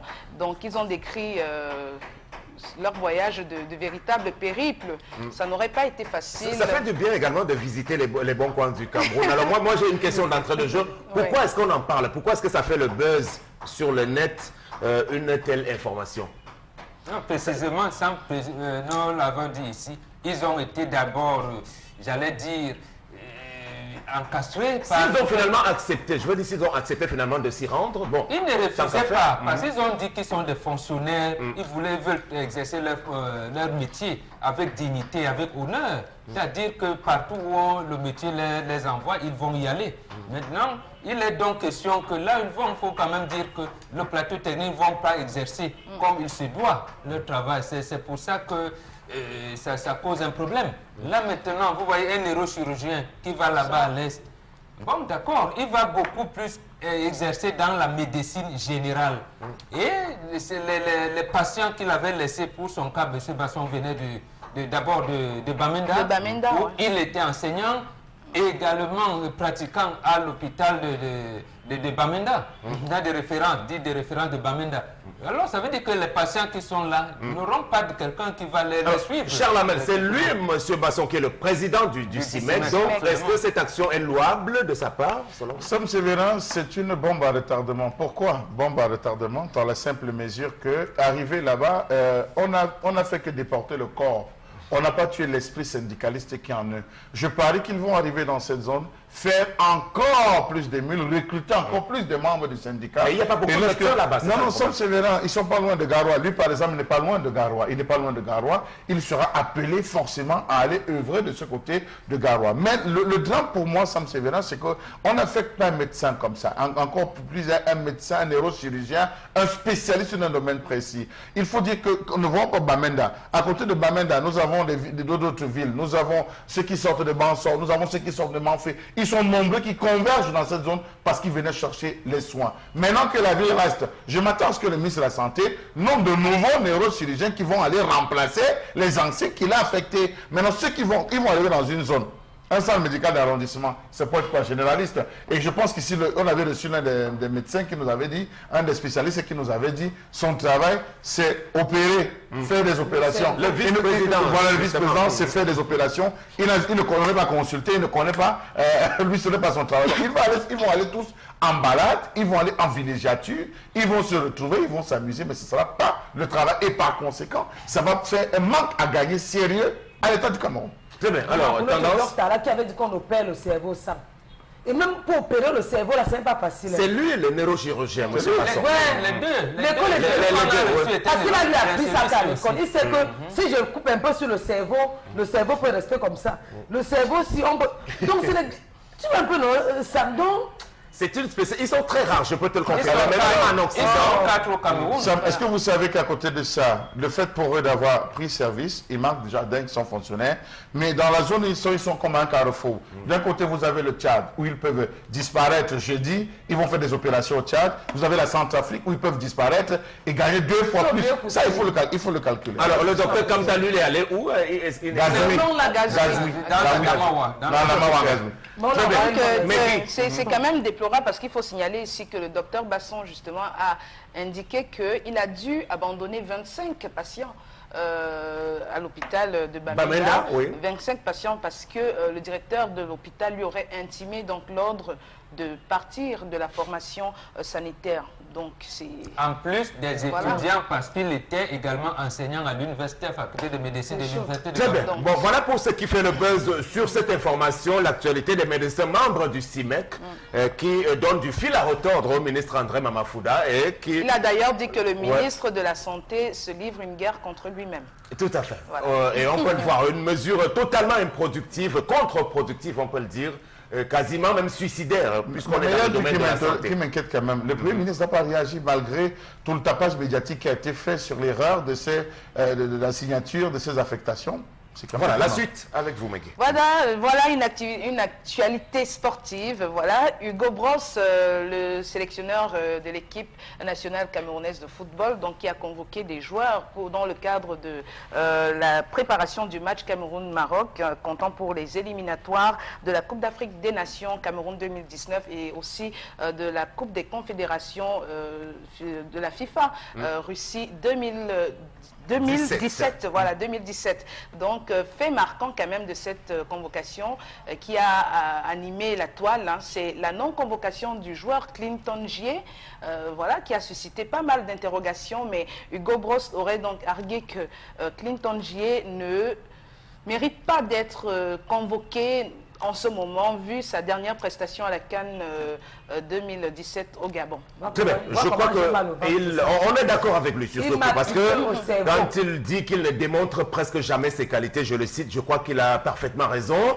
Clinton Gier, c'est le prototype du joueur en qui on croit comme une pépite lorsqu'il sort de l'école des brasseurs du Cameroun. Il va à l'Olympique Lyonnais, il revient en sélection nationale, il commence quelques petits matchs éliminatoires avec les Lions, il marque 2 ou 3 buts, on s'est dit voilà le successeur de Samuel Eto'o, et puis paf, il prend la grosse tête, il a un transfert en Angleterre, je crois à Tottenham, il n'arrive pas à s'affirmer là-bas, et puis on commence à évoquer son retour en France. Je crois qu'il est à l'Olympique de Marseille. Jusque-là, on s'est dit qu'il peut revenir, il peut rebondir parce que l'Olympique de Marseille, c'est quand même une belle écurie. Mais sauf que lorsqu'il se ramène en sélection nationale, pour le cas du Gabon, on n'a pas vu ce qu'il a fait là-bas. Donc, moi, je ne serai pas en porte-à-faux avec l'entraîneur qui a choisi de ne pas le sélectionner. Comment ça me fait mal. En plus de ce cas dont vous relevez, l'entraîneur a ajouté qu'il était un peu indiscipliné, c'est-à-dire qu'il allait pourrir ses vestiaires. Donc, il pense qu'il y a la discipline. Ça compte beaucoup, la discipline. Est-ce qu'il ne faut pas entrevoir quelque peu le clash qu'il y a eu, si on peut appeler ça clash, entre Albert Roger Mila et Clinton Dié? Est-ce qu'il ne faut pas entrevoir cela entre les lignes lorsqu'on aborde la question d'indiscipline? J'aurais accepté encore qu'on dise qu'il n'est pas au haut de ses performances, je serais d'accord, mais de là à parler d'indiscipline, cela automatiquement me renvoie à la situation. C'est pas exclu Charles Armel, effectivement. Et là, on verra la même mise de Roger Mila. Bon, maintenant, l'épisode Mila est déjà dépassé. Sur le plan des performances stricto sensu, comme le disent les juristes, je crois on n'a rien vu de la part de Clinton Dié comme attaquant de l'Olympique de Marseille. Il peut changer, il ne doit pas décider comme ça. Avant, je vais Hugo Bros, il va me faire le détester, ça. Non, on attend. Tu adores Clinton, alors. Oui, je soutenais Hugo Bros. Quand il est arrivé, le Cameroun, on dit qu'il est très vieux. J'ai dit, laissez-le faire. Maintenant, mon joueur... mon fils que j'admire, que j'aime. Alors, le problème tendance, c'est que ces jeunes joueurs, vous voyez son image qui va repasser tout à l'heure, sans doute. Il a les boucles à l'oreille. Ça veut dire qu'il se prend déjà pour un artiste parfait, une star. Il n'est pas seul. Il n'est pas seul, mais je dis que ce sont des attitudes qu'on condamne. Les joueurs avec les écouteurs, les boucles, les coiffures désordonnées, ce sont des choses qu'on se permet lorsqu'on a déjà fait la démonstration de qu'on est un grand dans l'équipe nationale. Donc, maintenant, quand vous arrivez en sélection, vous débarquez à l'aéroport de Yaoundé-Simalène, vous bouclez vos oreilles avec vos écouteurs, vous êtes dans votre bulle. En réalité, je crois qu'il ne faut pas se le permettre en sélection, même si ce sont des habitudes de footballeurs, mais je crois que dans une équipe nationale, ce sont des attitudes à bannir. Si on commence comme ça, tu as vu leur corps, le tatouage partout. Allons pas à pas. La majorité des joueurs, ils ont le tatouage sur le corps, ils mettent des boucles. Si tu vas remettre à côté Sam, je sais pourquoi il dit ça. Tu commences à te dire non Sam, je marche avec les joueurs, ils sont mes amis. Alors, mais il faut qu'on m'appelle cet enfant, il peut changer. Je vais, Charles Armel, sur la même actualité, à le cas des gardiens de but. Hugo Bros a dit sur la hiérarchie, elle ne va pas changer, c'est Ondoa Fabrice qui est le numéro 1. Bon, maintenant, il y a la tentation André Onana. Je parle bien de tentation. Parce qu'il est le meilleur gardien du meilleur club en Hollande, les Pays-Bas. Il a été finaliste de la Ligue Europa, André Onana. Alors, il va arriver en sélection du Cameroun. Deuxième gardien de but dans l'ordre. Alors que Fabrice Ondoa n'a pas de club. Il faut le dire. N'a pas cette... Il faut quand même dire, Sam Sévérin, qu'en termes de surprise, Fabrice Ondoa a surpris. Il a surpris plus d'un et je pense que le Cameroun tout entier a vibré au vu de ses frasques, au vu de ses détentes, de ses arrestations. Et vous avez vu, même la première dame ne pouvait, même le couple c'est déjà dépassé. Non, je dis c'est déjà dépassé. Le drame, Sam Sévérin, c'est que c'est encore vivant. C'est encore vivant dans la mémoire des Camerounais. Même du Gobros qui a vu un gars qui n'a pas de club, qui n'avait pas de club à cette époque, se retrouve à faire de belles prestations comme celle-là. Je pense qu'on Charles Armel, c'est le football, il n'y a pas d'état d'âme, il n'y a pas de complaisance. On sélectionne les joueurs et Mbombo ne peut pas me démentir sur la base de la forme de l'heure. C'est ça. Donc vous voulez dire qu'on n'a pas de forme? En réalité, Sam, vous avez raison là-dessus. On mesure sa performance à partir d'où? Des bancs de touche? Non, ce n'est pas ça. Maintenant, on peut donc comprendre qu'il entre dans son schéma tactique. Ça veut dire qu'il a un projet de jeu sur lui. Personnellement, il veut peut-être le positionner quelque part. Mais Sam a raison. On sélectionne les joueurs sur la base des performances. C'est ça le truc. Et l'autre chose, peut-être qu'on n'a pas vu et qu'il a voulu minimiser, c'est que l'autre gardien d'Ajax d'Amsterdam avait décliné l'offre il n'y a pas longtemps. C'est ça. Un temps, quand il est prêt, il dit que maintenant je peux venir. Voilà. Bon, quand il veut jouer avec son club, il dit que bon, laissez-moi tranquille. Ça aussi, le même cas pour Henri Sazambo de l'Olympique de Marseille. Donc peut-être l'a minimisé en disant que comme le calendrier du championnat européen ne coïncide pas avec le nôtre, bon, on peut passer. Ça, ce que tu as dit là, non? Ça dépend de la forme du jour. Oui. Il y a les jours pour les gens qui boivent la bière. Il y a les jours que tu bois une bière, non? Ça te saoule comme si tu avais bu un casier. Oui. Les jours que tu peux boire même une bonne bouteille, ça ne te fait rien. Donc ça dépend de la forme du jour. Très bien. La suite, McGill, la dernière information. On arrête là, comme ça. Oui, mais tu n'as rien dit sur les lions indomptables quand même. Mais qu'est-ce que je vais dire? Je ne fais que constater. Je m'en remets à la clairvoyance de Hugo Bross qui jusqu'ici quand même a déjoué tous les pronostics, il faut le dire. On n'espérait pas le voir là. Donc je salue honnêtement son indépendance. À la sélection. Personne ne le connaît. Voilà, puisqu'on a encore quelques petites minutes, on peut donc justement décrypter l'attitude de Hugo Bross depuis qu'il est arrivé. Personne ne le voyait venir, y compris moi-même. Je n'étais pas très sûr que ce monsieur pouvait aller loin avec cette équipe. Bon, tant mieux s'il nous a agréablement surpris. Il a commencé par poser des actes forts en mettant à l'écart, souvenez-vous, des têtes brûlées comme Stéphane Biaï. Il a même dit que Sam, que je suis prêt. Je n'ai peur de personne. Laissez-moi faire mon travail. Mais le blanc, il est fort. Il donne son numéro, pardon. Hugo Bross est fort. Il avait dit, je n'ai peur de personne. On m'a dit qu'ici au Cameroun, vous faites comment? Quand on envoie les joueurs par téléphone ici, je ne veux pas les joueurs par téléphone. Je veux un joueur qui confirme. Très bien. Je ne veux pas que quelqu'un va m'appeler pour dire que c'est le fils de mon ami. Il ne veut pas ça. Il est prêt. Donc ceux qui se prenaient pour des seigneurs, Stéphane Biaï et même Aurélien Tchédjou, je crois qu'ils ont été progressivement mis de côté. Et aujourd'hui, on voit que les nouvelles figures qu'il a fait apparaître dans cette sélection-là apportent quand même du répondant à cette équipe du Cameroun. Mais sauf que je suis encore inquiet parce que moi je suis à cheval sur la discipline. Depuis qu'ils sont convoqués en stage, Charles Armel, quand on fait le décompte, avant-hier ils étaient seulement 8 à Yaoundé. Jusqu'à ce matin, tous les 23 ne sont pas encore à la tanière.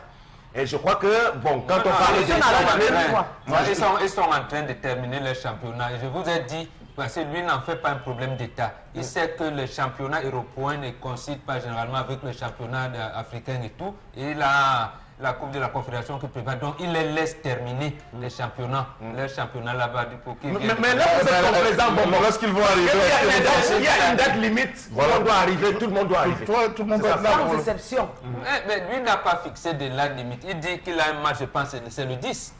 Bon, et d'habitude, il les regroupe pour 3-4 jours. Donc, il est encore dans le champ. Non, c'est là où on peut questionner sa stratégie. C'est pour cela qu'il aurait pu garder la liste des 30 joueurs. Parce qu'il ne devait pas bloquer le compteur à 23 joueurs, sachant que la majorité va arriver bien tard. Et le temps de se préparer, de se mettre en jambes, je crois que c'est une erreur. Sam, l'entraîneur a toujours son plan de jeu. Il a souvent la liste. Il veut seulement vérifier l'effectivité au cours des séances d'entraînement qu'il a. Maintenant, vous avez raison de vous inquiéter. Il y en a qui peuvent encore faire des faux bons. Ça existe. Mais il a dit qu'il y en a même trouvé. Il a sur sa liste d'attente des joueurs locaux qu'il pourrait utiliser. Voilà. Qu'il a dit.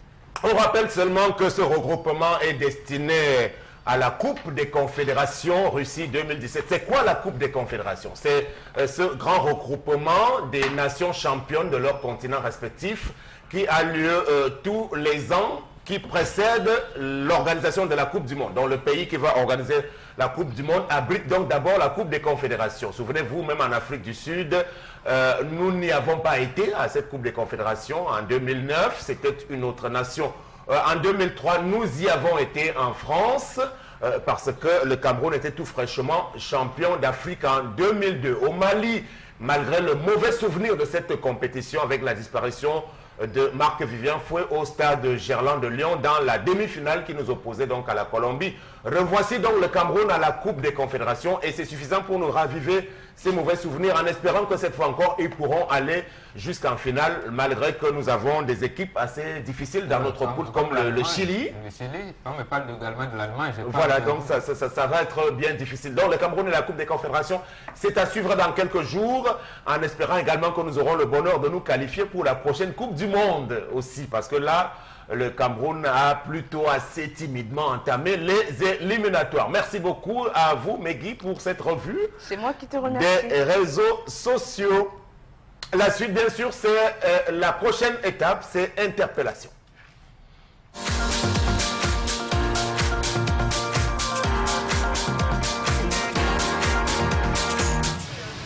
Pour moi, l'idée de développement pour notre pays, c'est le fait que chez nous, nous sommes toujours renfermés. Oui, dans le sens où il y a les microfinances qui pouvaient aider les jeunes. Les jeunes ne savent même pas que ces microfinances sont faites pour les aider. De deux, les jeunes sont paresseux. Ils attendent toujours qu'on vienne les bousquer. Alors, par exemple, dans le secteur de l'élevage, vous voyez, c'est un secteur un peu élargi. Et il y a certains domaines dedans où même seulement avec 50 000, vous développez, vous devenez quelqu'un.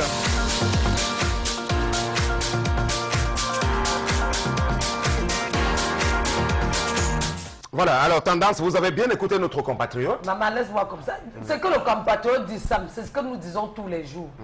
Donc, papa, pardon seulement. Moi, je veux dire à tous nos frères camerounais de changer les mentalités. Charles, tu ne peux pas me dire le contraire, non? Non, je suis d'accord. C'est ce qu'il dit là, c'est ce qu'on dit tous les jours. Je mens. Mais seulement, il a dit quelque chose qui, à mon avis, me fait un peu réfléchir. Il a abordé la question d'élevage en disant qu'avec 50 000 francs, quelqu'un peut se lancer dans l'élevage et pouvoir s'en sortir. Je ne sais pas s'il parle de l'élevage des cobayes. Oui, il parle de l'élevage des lapins. Même l'élevage des lapins, il faudra penser à construire, à aménager la cage, l'espace dans lequel ils vont vivre. Il faudra penser à trouver les herbes qui vont devoir les nourrir, les aliments. L'aliment, il faut penser aux injections, à la visite des vétérinaires. Donc je pense que c'est assez coûteux.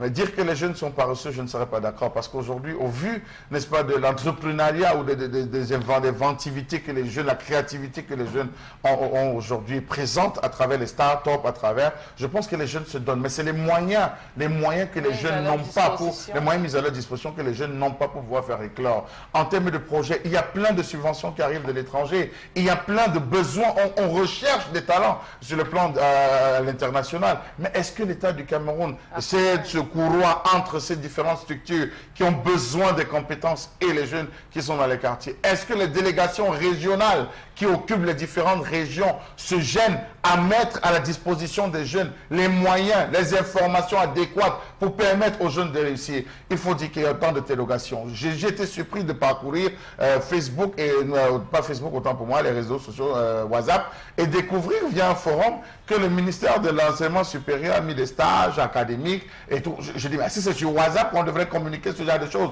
je vais sur la page du ministère, je vais fouiller. Donc je pense quand même qu'à un moment donné, il faut communiquer. Et la communication, si elle ne passe par le ministère lui-même, elle doit passer par ces antennes relais que sont les délégations régionales et départementales. Ce qui n'est pas hier, justement, Yaoundé se tenait au ministère précisément de l'enseignement supérieur, une sorte de forum. On a parlé d'un séminaire destiné à ramener la paix et le dialogue en milieu universitaire, histoire d'éviter qu'il y ait des débordements. Et devinez qui était derrière l'opération. C'est bel et bien le professeur Aboya Manassé Indon, qui avait hérité d'un joli strapontin au corps de l'administration centrale du ministère de l'enseignement supérieur, précisément pour œuvrer dans le sens du dialogue et de la paix. Bon, c'est un joli concept qui est un fourre-tout, à notre avis, avec des aspects quelque peu folkloriques. On ne peut pas comprendre qu'on peut parler de paix et de dialogue dans le cadre d'un séminaire qui regroupe l'élite du ministère, alors que les problèmes de cet enseignement supérieur sont connus, que ce soit au niveau des étudiants, que même chez les enseignants du supérieur aujourd'hui. Donc c'est pour conforter ce que vous dites. Il y a des goulots d'étranglement. Qu'on dise qu'avec 50 000, un jeune peut s'en sortir. Oui, peut-être dans quelques cas, mais je crois, disons-le toujours avec fermeté quand nous en avons l'occasion, Bombok, tout est verrouillé au niveau de ceux qui détiennent le pouvoir dans ce pays. Absolument. En fait, j'ai cru comprendre dans les propos de notre compatriote, je partage tout à fait votre point de vue, c'est-à-dire cette désolation. C'est de la preuve de dire qu'on ne doit plus se poser la question de savoir on va faire comment. Peut-être qu'avec 50 000 on pourra aller, mais on sent qu'il n'a pas d'expérience sur ce genre de choses. Vous avez raison dessus, parce que vous avez dit les mairies, donc par rapport au décret 2008, applicable aux mairies, donc je parle de décrets liés à la décentralisation, où chaque mairie devait avoir un service d'accompagnement des jeunes dans les activités génératrices de revenus. Donc ces petits métiers-là qui pourraient encadrer les jeunes dans une circonscription administrative, et là, il n'en a pas. Il n'en a pas le cas. Donc 50 000 peut seulement vous servir de créer peut-être votre petite structure, même avec une poule pondeuse. Je ne sais pas si vous pouvez vous en sortir, puisque la poule pondeuse, il faut entretenir pendant au moins 45 jours. Voilà. Là-bas, il exagère. Bon. En tout cas, là-bas, il exagère. Oui, tendance à dire tout à l'heure qu'on est tous des immortels. Donc, il faut que les gens relâchent un peu ceux qui ont un peu plus de moyens. Oui, quand vous avez un peu donné à ceux qui n'en ont pas. Les gens qui ont faim, il faut les aider. Il y a les gens qui mangent, même ils passent même le temps à vomir. Mais ils passent devant les enfants qui ont faim, on les insulte. Pour notre compatriote, en bon français, c'est qu'il a parlé de 50 000 francs pour l'élevage, il a trop fait. Ça dépend de ce que tu vas faire, mais 50 000 francs, c'est petit. Il a encore trop bavardé. Tu peux même commencer à faire un marché avec 5 000 francs. Tu achètes un gageux de tomates, tu commences à vendre. Tu peux commencer à faire un marché avec 1 000 francs. Là, ça dépend. Donc, tu peux commencer un marché avec 1 000 francs. Tu achètes les glaçons, tu commences à vendre l'eau glacée. Donc, ça dépend de ce que tu veux faire. Et impossible n'est pas camerounais que d'aller rester derrière pour les femmes qui sont les consommatrices. Tu peux être à la maison, tu dis à ton mari que B. Donc, c'est toi qui ne veux pas tous les jours. Laisse-moi vendre le foléré. Laisse-moi vendre la bergère. Laisse-moi faire ceci. Mais tu vas voir une femme là à la maison, te dit non, je suis moi belta. C'est l'homme qui va tout faire, non. C'est comme ça que vous faites les hommes, pas que tomber derrière les filles qui se débrouillent dehors. Vendez le foléré. Vendez l'eau glacée. Vendez même la canne à sucre, pourquoi pas. Apprenez même à coiffer. Mais je ne suis pas d'accord, Tendance, parce que oui, peut-être ça peut se faire, mais moi je ne veux pas que mes sœurs de mon pays se retrouvent majoritairement en train de vendre le foléré, de vendre l'eau glacée. Il y a dans ce pays, M. Mbachou, des projets dits structurants qui devraient englober un nombre important vraiment de jeunes employés. Vous avez dit vous-même que sont verrouillés. Tu connais ma copine Marie-Claire comme machine ou des dos. Elle vend le foléré. Elle pose les ongles. Elle vend la bergère. Elle se balade avec le soleil. Quand le soleil sort, elle se balade, elle vend son foléré. Quand le soleil baisse, elle dit elle s'assoit, elle pose les cils, elle met les ongles. Et si tu la vois, elle est comme ça. Elle peut aussi rester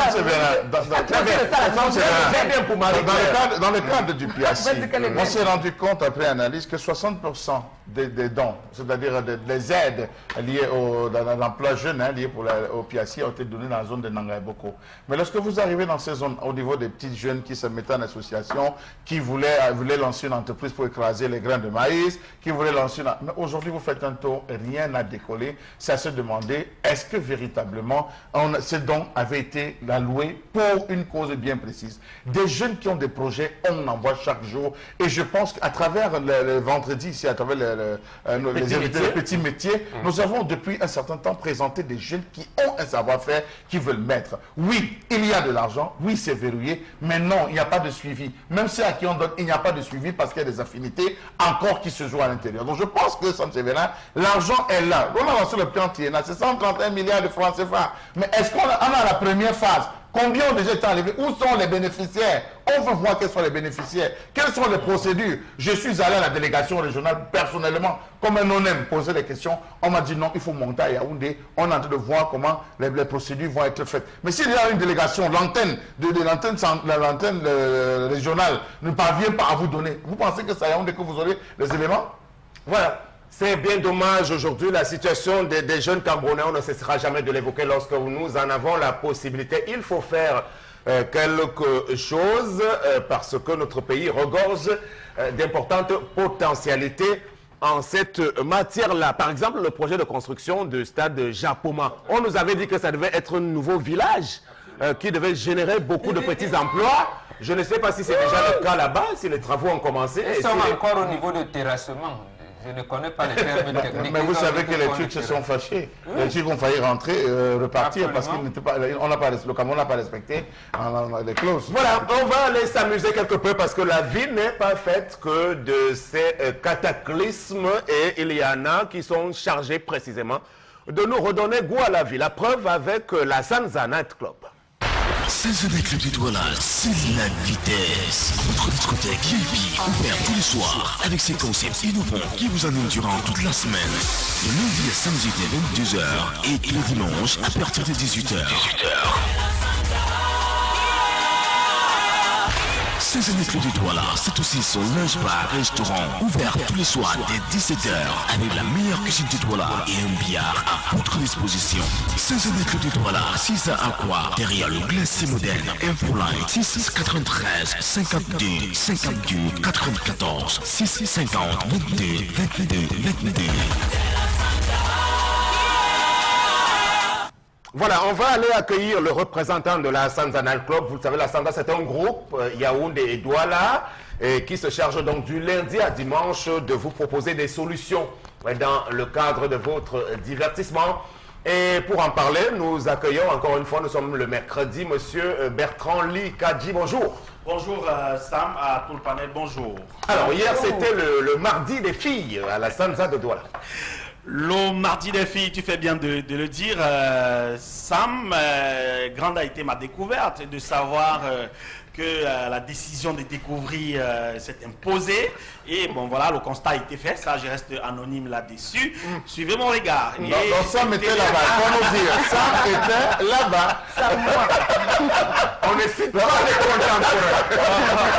Donc, chers téléspectateurs, faites comme autant de personnes, hein, ça c'est clair. La Samza, c'est en 2 entités, on l'a toujours dit ici. La première qui est le lunch, qui ouvre à partir de 17h, de lundi à dimanche, vous offre ainsi un espace véritablement accueillant et réceptif, surtout dans un décor féerique qui vous reçoive et vous offre ainsi la bande détente à partir d'une musique véritablement tamisée entre 17h et 22h, permettant ainsi à toutes ces personnes qui partent pour certains de leur bureau, pour d'autres aux occupations, n'est-ce pas, qui leur entraînent toute la journée, le temps de se requinquer et bien sûr de prendre un pot entre amis, entre frères et échanger un tout petit peu, également histoire d'échapper à l'embouteillage, voilà, n'est-ce pas, qui prévaut dans tous les artères de la ville. Et le temps pour cela de se déclencher dans leur circulation, voilà, et puis vous repartez chez vous. Ça c'est pour le lundi, c'est de lundi à dimanche entre 17h et bien sûr la fermeture. Mais déjà la deuxième entité qui est le nightclub ouvre à partir de 22h et vous offre autant de divertissement dans des propositions de soirée à thème de lundi à jeudi avec la soirée d'hier mardi qui était donc la soirée Mardi Ladies Night qui offre autant, je dis bien autant en matière de qualité et de quantité et vous avez libre choix de par vos regards et bien sûr le choix également de la musique menée de main de maître par les DJ Performance qui vous offrent sur toutes les programmations autant de nouveautés et de souvenirs en matière de sonorité. Voilà, les mercredis comme aujourd'hui, mesdames et messieurs, vous avez donc la 1e édition du mercredi Créa Show. Faites le déplacement, tout compte fait, vous trouverez satisfaction à partir de la proposition dont on mettra à votre égard et à votre endroit. Et ceci, bien sûr, coloré par une ambiance véritablement féerique menée, bien sûr, par les DJ qui tiennent en haleine, n'est-ce pas, toutes ces personnes-là qui fassent... Alors Bertrand, à propos de ces DJ, parce que j'ai quelques doléances de certaines des personnes qui fréquentent l'endroit, les DJ vont assez speed, hein, donc il faudrait qu'ils prennent quand même le temps de laisser couler certaines chansons jusqu'au bout. Bon. Est-ce que vous avez fait la remarque à votre niveau aussi? Bon, c'est vrai que Sam, je vais tenir un langage ici qui soit professionnel, mais c'est comme ça que ça se passe. Au jour d'aujourd'hui, la musique se travaille en boucle et ne se travaille plus en début et fin. Pour permettre aux personnes de danser sur plusieurs titres, avec autant de chansons et autant d'artistes dans la programmation. Ça s'appelle le mixage. On ne peut pas laisser une musique du début à la fin pour permettre à celui-là qui est venu vraiment s'amuser, plutôt d'écouter. Parce que la boîte... mais il faut un mixage qui tienne compte aussi tendance des variétés, c'est-à-dire on ne peut pas passer directement comme ça du Bikuti à, je sais pas, Justin Bieber et revenir avec Fally Ipupa, je ne sais pas, est-ce que il y a d'autres codes en cette matière-là pour les profanes? Bien, voilà, c'est vrai que pour ceux qui veulent bien, n'est-ce pas, écouter dans cette programmation-là, c'est les dimanches précisément. Parce que les dimanches, la discothèque se permet de faire écouter véritablement, ensuite permet également à ceux qui sont venus écouter de danser vraisemblablement, car le rappel des mémoires permet à vous qui êtes venus de bercer votre temps d'enfance à partir de la programmation. Mais en semaine et le week-end, c'est la totale et la folle ambiance, comme vous l'avez constaté hier. C'est de partie du Makossa au Ndombolo, du Bikuti, bien sûr au coupé décalé, et ainsi de suite, et ceci dans le mixage, question de vous permettre de vous amuser vraisemblablement. Alors, le jeudi pour les grandes soirées glamour et sexy, nous offrons également un défilé apparent, on l'a toujours dit ici, avec une cagnotte de 115 000 francs à se partager vendredi et samedi, soirée 100% VIP avec disque à la demande. Le dimanche, la discothèque de papa pour les titres souvenirs. Le rappel des mémoires et les succès du passé, c'est le Back in Time de 17h à la fermeture. Retenez-le, Ce jeudi, on aura un clash entre les meilleures danseuses du Cameroun venues de Yaoundé face à celles de Douala. Ce sera bel et bien à la Sanza Night Club. À l'offerte de déplacement, vous trouverez satisfaction. Suivez mon regard. Et jeudi 8, il sera pour un comeback sur la scène de la Sanza Night Club de Douala, car il joue aujourd'hui à la Sanza Night Club de Yaoundé. Il s'appelle Samidiko des Number One au-dessus de 1. C'est comme ça qu'il s'est fait appeler. Voilà, merci beaucoup. On a fait le tour pour la présentation de ce jour et à vendredi prochain pour de nouvelles actualités concernant la Sanza Night Club de Douala. Oui, d'ici à là, le spot, il sera positionné avec notre média partenaire pour la diffusion en boucle. Sanza Night Club de Douala, c'est la vitesse. Votre discothèque VIP, ouvert tous les soirs, avec ses concepts innovants qui vous animent durant toute la semaine. De lundi à samedi dès 22h et le dimanche à partir de 18h. Sanza Night Club de Douala, c'est aussi son lunch bar restaurant ouvert tous les soirs dès 17h avec la meilleure cuisine de Douala et un billard à votre disposition. Sanza Night Club de Douala, 6 à Aqua, derrière le glacier moderne. Infoline 6 93 52 52 94 6 50 22 22 22.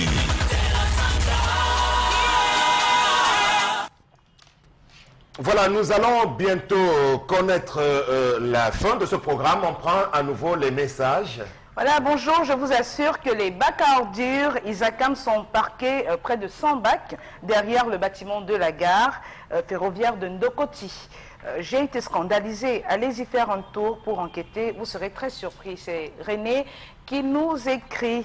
Donc, un autre message relatif à la non-convocation de Clinton J qui nous dit je crois qu'il y a le problème avec Roger Mila qui a causé la non-sélection de Clinton J.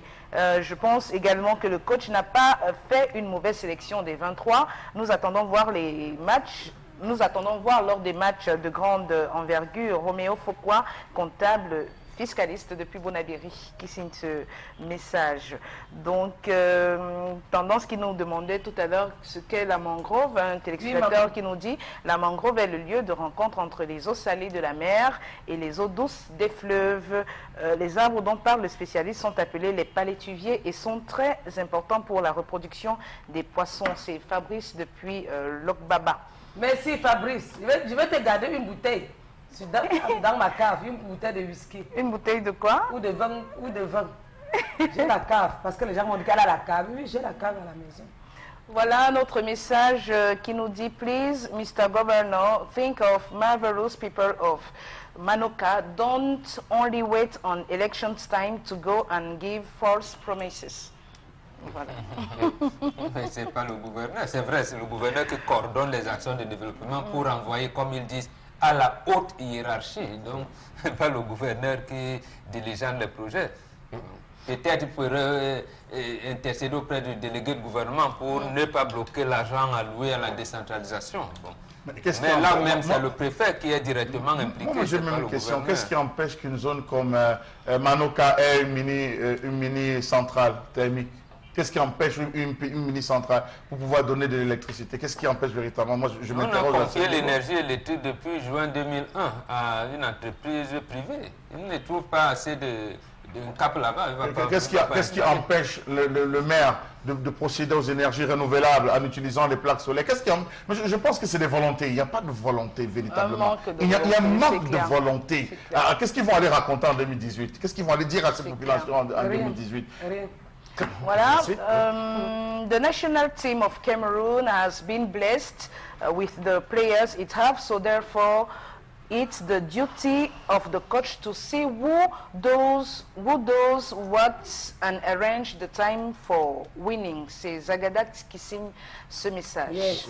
C'est vrai que c'est le rôle d'un sélectionneur, parce que c'est comme ça que ça s'appelle, entraîneur-sélectionneur. Vraiment, sa fonction essentielle, c'est de choisir qui doit être appelé en sélection du Cameroun pour la période sollicitée. Et c'est en cela que réside tout le pouvoir des entraîneurs-sélectionneurs de toutes les nations du monde, parce qu'ils construisent des destins. Ils sont également en mesure de faire quelques belles carrières. On en a vu. Donc vraiment, ce sont des gens à prendre très au sérieux. Voilà, bonjour à vous. Si un couple se refuse le téléphone portable, ça veut dire qu'il y a des infidèles, voire des malhonnêtes dans ce couple. C'est Bibi. Pas forcément. Solo depuis Kumba. Oui, Pas vrai, forcément. pas forcément, mais ça donne seulement les soupçons. Pas forcément. Ce ne sont que des soupçons. Pas forcément. Je dis bien pas forcément. En quoi est-ce que le fait que mon téléphone soit bloqué empêche-t-il qu'il y ait dialogue, qu'il y ait discussion, que je prenne la peine de m'occuper de toi, que je prenne la peine de régler les factures à la maison? En quoi est-ce que le fait d'avoir bloqué le téléphone puisse déranger? Sauf que la base du manque de confiance, c'est d'abord la suspicion. Voilà. Est-ce que lorsque je t'ai rencontré, il était question que le téléphone devait occuper les 90% de notre vie? C'est toi et Non, moi. mais je crois quand même que je crois que si dans l'attitude, il y a une certaine transparence, le téléphone, on ne voudra même pas voir du côté du téléphone. Généralement, l'attention est portée sur le téléphone quand déjà dans l'attitude, il y a quand même des choses à... Les personnes qui sont le plus à suspecter sont les femmes. Pourquoi? Parce que je lance un défi à tous les hommes qui m'écoutent. Lorsque vous pouvez appeler une femme 100 fois en une journée, elle va décrocher une fois. Non. Vous allez lui rappeler que le téléphone s'appelle portable. Elle vous dira qu'elle est dans une zone. Charles Armel, ça s'explique. Ça s'explique par ceci. Tout s'explique. Oui, mais ça... Même l'infidélité s'explique. Oui, même l'infidélité s'explique. Sauf que vous n'allez pas dire que ça, c'est l'apanage des femmes. Si. Maintenant, une femme qui... Non. Laissez-la parler, s'il vous plaît. Une femme qui est dans la maison, par exemple, qui s'occupe des enfants, elle ne va pas tenir... Moi, j'ai un téléphone comme celui-ci. Je ne vais pas le tenir tout le temps. Je me déplace de la chambre pour la cuisine où je suis en train de faire à manger. Je vais suivre le bébé. Je vais faire ceci, je vais faire cela. Et même hors de la maison, nous, les femmes, on s'affuble souvent de nos sacs à main dans lesquels sont rangés les téléphones.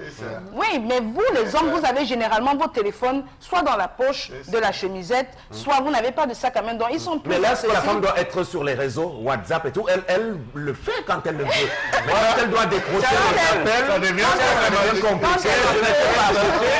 Je n'étais pas à côté. Je n'étais pas à côté. Mais vous ne décrochez pas les téléphones tard dans la nuit. Attitude qui dit oui, non, non. Oui, non. On va sortir tendance. Il y a le message qui parlait de Isaac tout à l'heure. C'est bac à ordures des Rennes de Côte. Alors, on a parlé des immondices d'ordures à Yaoundé aussi. Je ne sais pas si le problème a déjà été réglé par Isaac. La gare de Nébel, c'est le Terminator. Même ici au niveau de la douche, où Papa Antoine va arranger là. L'endroit là, non, c'est le Terminator. J'étais là-bas hier. On parle des ventilateurs. Et le carrefour Andem de l'Okpom également, les ordures débordent tout au long de ces endroits-là. Vous avez raison d'interpeller cette entreprise-là. Ils ont fait une campagne ici à un moment, je pense, d'une année. Je pense que ça devait être en 2003-2004 pour dire de passer de l'évolution verte en disant que le centre d'enfouissement qui se trouve à côté du génie militaire allait être transformé en centre d'énergie, de production d'énergie renouvelable.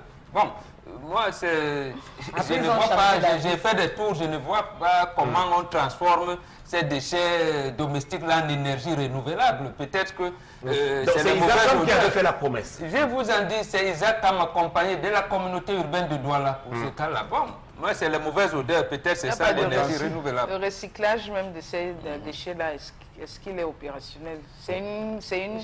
Est-ce que c'est une réalité même? On voit juste des gens qui vont récupérer justement les bouteilles usagées pour en faire pour mettre des jus de foléré. On ne sait pas dans quelles conditions. Ah, c'est terrible quand même. Très bien. Tendance. Vous avez la parole, Sam. Au nom de la liberté de critiquer, je vous donne la parole. C'est moi qui te commande maintenant à la fin, Sam. Donc, retiens ça. Voilà, donc on va critiquer l'organisation du baccalauréat. Depuis lundi dernier, il y a donc eu le début des épreuves écrites du baccalauréat de l'enseignement général. Au-delà de tout ce qui a pu être dit sur cet examen, qui n'est plus de l'avis de certains que l'ombre de lui-même, parce qu'à chaque génération, on dit souvent que le bac d'aujourd'hui n'est plus le bac de notre époque. D'ailleurs, moi, j'ai fait partie avec Mbombo et peut-être M. Mbachou de ceux qui avaient fait le bac lorsque on proclamait d'abord les admissibilités avant de se retrouver à l'oral. Donc, c'était bien plus compliqué. Donc, il ne suffisait pas d'être admissible. Et on s'assurait que vous avez au moins la moyenne de 10 pour passer. Pas le bac de ces dernières années que l'on vous attribue avec les 7, 8 forts et bon, tout le reste. Bon, au-delà de cette petite critique, Reconnaissons qu'il y a eu quelque chose qui s'apparente à un petit scandale hier à Yaoundé. Lors de sa tournée de prise de contact de la première journée des examens, le secrétaire général du ministère des enseignements secondaires a donc choisi de se faire accompagner par quelques journalistes de la place. Bon, maintenant, premier constat, c'est que certains candidats n'ont pas pu avoir accès aux salles d'examen. Raison évoquée, c'est que leurs pièces d'identité ont été retenues par leur directeur d'établissement. Directeur d'établissement privé, il faut le préciser, parce que ces enfants n'ont pas payé, ou alors leurs parents n'ont pas pu payer la totalité de leur pension. Et c'est bien plus grave parce qu'aujourd'hui, on voit que l'année scolaire est fauchée pour la plupart de ces candidats-là. La faute, c'est à qui? D'abord aux parents de ces enfants-là, qui doivent quand même se rappeler que un enfant en classe d'examen ne doit pas souffrir du non-paiement de sa pension. Tout au moins, il faut se battre. La faute également à ces directeurs d'établissements privés qui auraient bien pu trouver des arrangements, des formules intermédiaires pour pas que les années soient fauchées définitivement de la part de ces élèves-là. C'est bien dommage, tendance. Non, il ne faut pas être très dur comme ça. C'est l'année qui est partie dans l'eau. Les parents ont dit non. Donc c'est une réflexion qui doit être menée dans les jours à venir dans le cadre d'un forum sur l'éducation pour voir ce qui doit être fait en matière de paiement des pensions en rapport avec l'admission dans les salles d'examen. Merci beaucoup. Le Zénith de ce jour, stop F1 et à demain pour la prochaine édition.